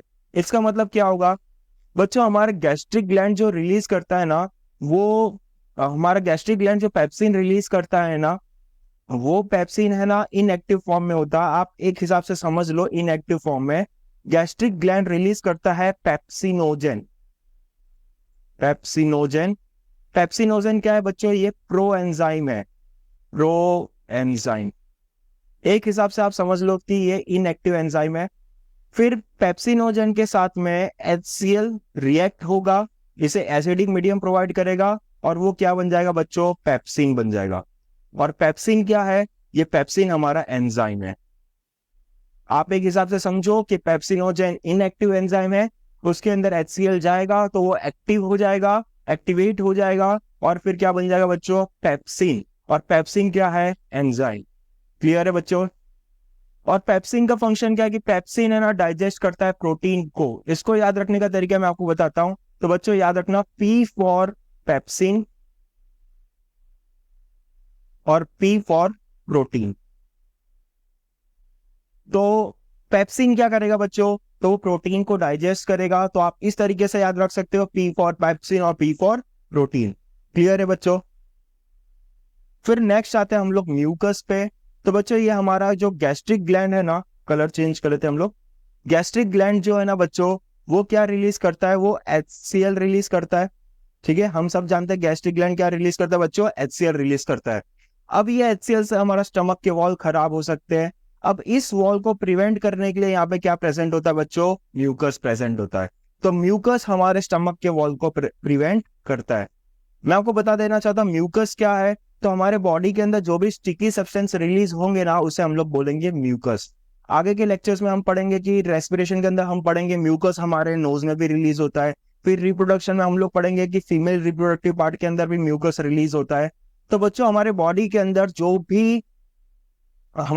अंदर जो भी स्टिकी सब्सटेंस रिलीज होगा उसे हम लोग बोलेंगे म्यूकस। क्लियर है बच्चों? ओके बच्चों, अब हम जानेंगे स्पिंचर मसल्स के बारे में। तो हमारे स्टमक के दोनों एंड्स पे क्या प्रेजेंट होते हैं बच्चों, स्पिंचर मसल प्रेजेंट होते हैं। अब ये स्पिंचर मसल्स क्यों प्रेजेंट होते हैं, इनका फंक्शंस क्या है, तो बच्चों ध्यान से समझना। हमारे स्टमक के अंदर क्या रिलीज होता है बच्चों, HCl। ठीक है, मान लो ये हमारा स्टमक है, इसके अंदर क्या रिलीज हुआ है, HCl। तो जब हम उल्टे होते हैं तो हमारा HCl बॉडी के बाहर क्यों नहीं आ पाता है। मान लो बेटा ये बॉटल है, अगर मैं बॉटल के अंदर पानी भरा है, मैं इसको उल्टा कर दूं तो पानी क्यों नहीं गिरेगा, क्योंकि यहाँ पे लीड लगी हुई है, यहाँ पे ढक्कन लगा हुआ है। क्लियर है बच्चों? सेम उसी तरह से हम जब उल्टे होते हैं ना, हमारा HCl हमारे बॉडी से बाहर क्यों नहीं क्यों नहीं रिलीज हो पाता? क्योंकि यहाँ पे क्या प्रेजेंट होते हैं बच्चों? Sphincter muscles. और ये स्पिंचर मसल्स क्या करते हैं बच्चों? स्पिंचर मसल्स एक गेट की तरह होते हैं, ये एक ही साइड ओपन होते हैं। क्लियर है बच्चों? और दूसरे साइड ओपन हो सकते हैं, लेकिन इसमें बहुत ज्यादा प्रेशर पड़ेगा, बहुत ज्यादा फोर्स लगेगा, तब ये दूसरे साइड की तरफ ओपन होंगे। तो ये कैसे ओपन होते हैं बच्चों? एक ही साइड ओपन हो सकते हैं। क्लियर है बच्चों? और ये बहुत टाइट मसल्स होता है। अगर आपको स्पिंचर मसल्स देखना है ना, तो आप क्या करना बच्चों, अपना पाम ऐसे रखो और फिर एकदम टाइटली उसे बंद करो। तो आपको ये जो दिखाई देगा ना बीच में राउंड जैसा, ये क्या होगा? हमारा स्पिंचर मसल्स। क्लियर है? एक साइड से फूड आ सकता है आसानी से, लेकिन दूसरे साइड से जाने बहुत ज्यादा प्रेशर लगेगा, इजीली दूसरे साइड से फूड नहीं जा पाएगा। क्लियर है बच्चों? तो इसी तरह से हमारा फूड और हमारा जो HCl है वो स्टमक के अंदर से बाहर आसानी से नहीं आ पाता। वॉमिटिंग के टाइम पे आता है, लेकिन आसानी से हमारा फूड और हमारा HCl बॉडी के बाहर नहीं आ पाता। क्लियर है? ये जो नीचे वाला स्पिंचर मसल्स है वो क्या करेगा बच्चों? हमारा जो फूड है ना, वो जब अंदर चर्न हो जाएगा, उसका चर्निंग मूवमेंट हो जाएगा हमारे स्टमक का, तो हमारे फूड को छोटे छोटे अमाउंट में भेजने का काम कौन करेगा? हमारा स्पिंचर मसल्स। फूड को छोटे छोटे अमाउंट में, स्मॉल अमाउंट में हमारे स्मॉल इंटेस्टाइन के अंदर, कहाँ पे बच्चों? स्मॉल इंटेस्टाइन के अंदर भेजने का काम कौन करेगा? Sphincter muscles. क्यों स्मॉल अमाउंट में भेजना जरूरी है? मैंने इससे पहले आपको बताया था कि हमारा जो स्मॉल इंटेस्टाइन होता है उसका डायमीटर काफी छोटा होता है, हमारे मिडल फिंगर के बराबर जितना होता है, मिडल फिंगर के डायमीटर के बराबर जितना होता है। क्लियर है? अगर उसके अंदर बड़े बड़े फूड जाएंगे ना बच्चों, तो ब्लॉकेज हो जाएगा। इसीलिए फूड को छोटे छोटे अमाउंट में भेजने का काम कौन करता है बच्चों? हमारा स्पिंचर मसल्स। क्लियर है? तो अब हम आगे नेक्स्ट बढ़ते हैं, हमारे नेक्स्ट ऑर्गन जो कि है स्मॉल इंटेस्टाइन। और ये बाइल जूस का फंक्शन क्या है बच्चों? ये बाइल जूस का फंक्शन क्या है? तो बाइल जूस के दो फंक्शन है जो आपको याद रखने हैं। पहला है it provide alkaline medium to food for the action of pancreatic juice. तो बच्चों सिर्फ आप इतना सा याद रखो, पहला पॉइंट ही याद रखो। तो बाइल जूस क्या करता है? हमारे फूड को अल्कलाइन मीडियम प्रोवाइड करता है। अब ये अल्कलाइन मीडियम क्या होता है? अल्कलाइन मीडियम मतलब होता है बेसिक मीडियम। हमारा जो एसिडिक फूड आ रहा है स्टमक से, हमारा एसिडिक फूड आ रहा है, उसको बेसिक बनाने का काम कौन करेगा? हमारा बाइल जूस। ठीक है? इससे दो चीजें होती है। पहला तो क्या कि हमारे पैनक्रियाटिक जूस अच्छे से वर्क कर पाते हैं। हमारे पैनक्रियाटिक जूस को फंक्शन करने के लिए अल्कलाइन मीडियम की जरूरत पड़ती है। क्लियर है बच्चों? और दूसरा क्या, जो हमारा एसिडिक फूड आया है वो जब आगे ऑर्गन्स में बढ़ेगा तो वो हमारे स्टमक नहीं, सॉरी, हमारे अदर ऑर्गन्स के वॉल को डैमेज कर सकता है। क्लियर है? तो बाइल जूस के दो फंक्शन है। सबसे पहला फंक्शन है provide alkaline medium to food, जिससे क्या होगा बच्चों? पैनक्रियाटिक जूस अपना एक्शन दिखा पाएगा। दूसरा फंक्शन क्या है कि बाइल जूस के अंदर होता है bile salt. Bile juice contain bile salt. ध्यान से सुनना बच्चों, यहाँ पे स्टेटमेंट नहीं लिखा हुआ है तो मैं आपको है ना स्टेटमेंट बता रहा हूँ, तो आप सिंपली ये याद रखो, आपको चीजें याद आ जाएगी। आप स्टेटमेंट सुनना मैं क्या बोल रहा हूँ। Bile juice contain bile salt which digest large fat globules into small fat globules. Clear है? तो बच्चे बाइल जूस के अंदर होते हैं बाइल सॉल्ट जो कि डाइजेस्ट करते हैं, जो कि कन्वर्ट करते हैं लार्ज फैट ग्लोब्यूल्स को स्मॉल फैट ग्लोब्यूल्स के अंदर, और इस प्रोसेस को हम लोग बोलते हैं इमल्सिफिकेशन। क्लियर है? तो बच्चों आप यहाँ पे देख सकते हैं ये बड़ा सा फैट ग्लोब्यूल्स है, ये छोटे छोटे टुकड़े में बन रहा है। तो ये फैट ग्लोब्यूल्स होते क्या है बच्चों? फैट हमारे जो होते हैं ना वो हमेशा एक स्पीयर के फॉर्म में होता है। कभी आपने देसी घी को टच किया है तो आपको एकदम रफनेस ऐसा फील हुआ होगा, उसमें दाना दाना फील हुआ होगा। तो वो बच्चे, इससे हमें क्या पता चलता है हमारे जो फैट्स होते हैं ना वो किस फॉर्म में होता है? स्पीयर के फॉर्म में। क्लियर है? आप इसको एक तरीके से याद रख सकते हो, आप एक मोतीचूर का लड्डू लो और उसे तोड़ दो तो छोटे छोटे पीसेस में कन्वर्ट होगा। सेम उसी तरह से हमारा बॉडी लार्ज फैट ग्लोब्यूल्स को, हमारे bile salt large fat globules को स्मॉल फैट ग्लोब्यूल्स के अंदर तोड़ देते हैं, और इसी प्रोसेस को हम क्या बोलेंगे बच्चों? इमल्सिफिकेशन। क्लियर है? नेक्स्ट आगे हम बढ़ते हैं पेनक्रिया में। तो पेनक्रिया भी लीवर की तरह ग्लैंड है, ये भी एक अपना मटेरियल सिक्रेट करता है, इसे हम बोलते हैं पेनक्रियाटिक जूस। क्लियर है बच्चों? पेनक्रियाटिक जूस के अंदर है ना आपको दो चीजें देखने को मिलेगी, दो एंजाइम्स रिलीज होंगे। पेनक्रियाटिक जूस के अंदर दो एंजाइम होते हैं, एक है ट्रिप्सिन और दूसरा है लाइपेस। तो बच्चों ट्रिप्सिन क्या करेगी, क्या डाइजेस्ट करेगा बेटा? प्रोटीन। और लाइपेस किसको डाइजेस्ट करेंगे? फैट्स को। यहाँ पे मैं आपको एक याद रखने का तरीका बताता हूँ। स्टमक के अंदर हमने क्या पढ़ा था? पेप्सिन। एक तरीका हमने याद रखा था P for pepsin, P for protein. Clear है? तो पेप्सिन प्रोटीन को डाइजेस्ट करती है। तो बच्चों अब ये ट्रिप्सिन कैसे याद रखोगे, तो आप ऐसा याद रखो, पेप्सिन की छोटी बहन ट्रिप्सिन, पेप्सिन की छोटी बहन ट्रिप्सिन। पेप्सिन जैसे प्रोटीन डाइजेस्ट करती थी, ट्रिप्सिन भी किसको डाइजेस्ट करेगी बच्चों, प्रोटीन को। क्लियर है। और लाइपेज किसको डाइजेस्ट करेगा, फैट को। क्लियर है बच्चों। चलो अब हम नेक्स्ट बढ़ते हैं। बच्चों जब लीवर अपना काम कर लेगा, पैनक्रिया अपना काम कर लेगा, फूड आगे की तरफ बढ़ेगा स्मॉल इंटेस्टाइन में, तो स्मॉल इंटेस्टाइन के वॉल पे भी है ना कुछ ग्लैंड्स होते हैं, छोटे छोटे माइक्रोस्कोपिक ग्लैंड्स होते हैं, उसे हम लोग बोलते हैं इंटेस्टिनल ग्लैंड्स। और ये इंटेस्टिनल ग्लैंड भी अपना एक मटेरियल सिक्रीट करता है जिसे हम बोलते हैं इंटेस्टिनल जूस। ठीक है। जिस तरह से लीवर अपना मटेरियल सिक्रीट करता है उसे हम बोलते हैं बाइल जूस, पैनक्रिया अपना मटेरियल सिक्रीट करता है जिसे हम बोलते हैं पैनक्रियाटिक जूस, सेम उसी तरह से स्मॉल इंटेस्टाइन अपना मटेरियल सिक्रीट करेगा, उसे हम बोलेंगे इंटेस्टिनल जूस। बच्चों ये इंटेस्टिनल जूस के अंदर भी एंजाइम्स प्रेजेंट होते हैं। वो एंजाइम्स क्या करेंगे, हमारे बॉडी के अंदर जो भी कार्बोहाइड्रेट रह गए उससे कन्वर्ट करेंगे, उसे सिंपल बनाएंगे ग्लूकोज में। कार्बोहाइड्रेट्स के सिंपल फॉर्म क्या होते हैं बच्चों, ग्लूकोज। फिर प्रोटीन्स को सिंपल बनाएंगे एमिनो एसिड्स में, फैट्स को सिंपल बनाएंगे ग्लिसरॉल्स और फैटी एसिड में। आप ये बात याद रखना, यहाँ पे क्या हो गया बेटा, हमारा कंप्लीट डाइजेशन। यहाँ पे हमारा डाइजेशन क्या होता है बच्चों, कंप्लीट, पूरी तरीके से खत्म होता है।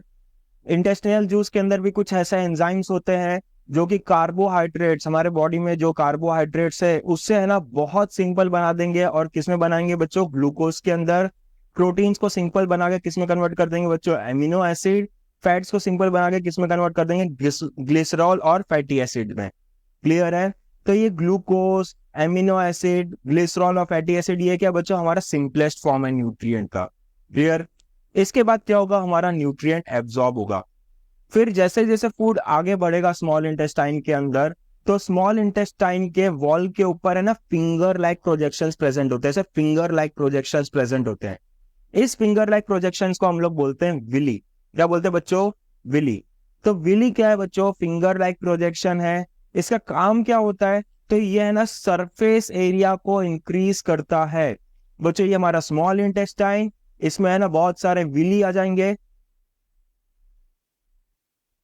तो इससे क्या होगा, हमारे स्मॉल इंटेस्टाइन का सरफेस एरिया इंक्रीज हो जाएगा, जिसकी वजह से क्या होगा, हमारे फूड का एब्जॉर्प्शन, फूड के अंदर जो भी न्यूट्रिएंट्स है उसका क्या होगा बच्चों, एब्जॉर्प्शन होगा। क्लियर। एक चीज याद रखना, बहुत सारे अगर फिंगर लाइक प्रोजेक्शन उसे हम लोग बोलेंगे विली, एक फिंगर लाइक प्रोजेक्शन उसे हम लोग बोलेंगे विलस। विली एक प्लूरल फॉर्म है और विलस क्या है बच्चों, सिंगुलर फॉर्म है। आप विलस को देखोगे, विलस के अंदर बहुत सारे छोटे छोटे ब्लड कैपिलरीज होते हैं, तो हमारे जो भी न्यूट्रिएंट्स हैं वो विलस के अंदर क्या हो जाएंगे बच्चों, एब्जॉर्ब होंगे। वो ब्लड कैपिलरी से होते हुए कहां पे चले जाएंगे, हमारे मेन ब्लड स्ट्रीम में। कहां चले जाएंगे बच्चों, हमारे ब्लड स्ट्रीम के अंदर। क्लियर है। ओके। फिर इसके बाद क्या होगा बच्चों, हमारा फूड आगे बढ़ेगा तो हमारे फूड के अंदर क्या होगा, एब्जॉर्प्शन ऑफ वाटर। हमारे फूड के अंदर कुछ विटामिन हो गए, कुछ मिनरल्स हो गए, वो सारे कहाँ पे एब्जॉर्ब होते हैं बच्चों, हमारे लार्ज इंटेस्टाइन में। तो लार्ज इंटेस्टाइन का फंक्शन क्या है, absorption of water, vitamin and propelling faeces to the rectum. ये फीकस मतलब क्या होता है, फीकस मतलब होगा हमारा वेस्ट। बच्चों हमारे फूड के अंदर से न्यूट्रिएंट एब्जॉर्ब हो जाएंगे, वाटर एब्जॉर्ब हो जाएंगे, तो वो क्या कहलाएगा बच्चों, वेस्ट कहलाएगा। और उस वेस्ट को हम क्या बोलते हैं, फीकस बोलते हैं। क्लियर है। तो लार्ज इंटेस्टाइन का काम है कि वाटर को एब्जॉर्ब करना, विटामिन को एब्जॉर्ब करना और फीकस को रेक्टम में भेजना। और ये रेक्टम क्या है बच्चों, हमारा जो फूड है ना लार्ज इंटेस्टाइन से जाएगा रेक्टम में। और रेक्टम क्या है बच्चों, तो रेक्टम एक सैक लाइक स्ट्रक्चर है। रेक्टम एक सैक लाइक स्ट्रक्चर है जो टेम्पररी फीकस को स्टोर करता है। क्लियर है। फिर वो फूड रेक्टम से कहा जाएगा बच्चों, एनस। फिर एनस से कहा जाएगा, एनस पिंचर होते हुए हमारे बॉडी के बाहर निकल जाएगा। क्लियर है। तो बच्चों आपको मैं एक चीज बताना चाहता हूं कि हमारे बॉडी के अंदर टोटल 4 स्पिंचर मसल्स होते हैं। 2 तो हमारे स्टमक पे ही होते हैं, एक स्टमक के स्टार्टिंग एंड में, दूसरा कहाँ पे होता है, लास्ट वाले एंड में। क्लियर। एक होता है हमारा एनस के पास में, जो हमारे वेस्ट को एनस से बॉडी के बाहर निकालने में हेल्प करता है। और एक स्पिंचर मसल्स होते हैं हमारे रेक्टम और एनस के बीच में। ठीक है। क्लियर है बच्चों। मैं आपको एक चीज बताना चाहता हूँ, एक और चीज बताना चाहता हूँ कि हमारा जो फूड है माउथ से लेकर के एनस तक अपने आप कैसे ट्रेवल करते गया, तो बच्चों इसे हम लोग बोलते हैं पेरिस्टाल्टिक मूवमेंट या फिर पेरिस्टालिक मूवमेंट। हमने जो आगे पढ़ा था ईसोफेगस के अंदर, तो ईसोफेगस से लेकर के एनस तक एक मूवमेंट कंटिन्यूअसली चलते रहते हैं, उसे हम लोग बोलते हैं पेरिस्टालिक मूवमेंट। क्लियर है? ओके बच्चों, यहाँ पे हमारा न्यूट्रिशन टॉपिक होता है खत्म। अगर आपको ये वीडियो पसंद आया तो आप ज्यादा से ज्यादा शेयर करिए, हमारे चैनल को सब्सक्राइब करिए और हमारे वीडियोस को लाइक करिए, और सब्सक्राइब बटन को दबाना मत भूलना। क्लियर है बच्चों? तो tata bye bye, see you. अब मिलते हैं नेक्स्ट वीडियो लेक्चर में।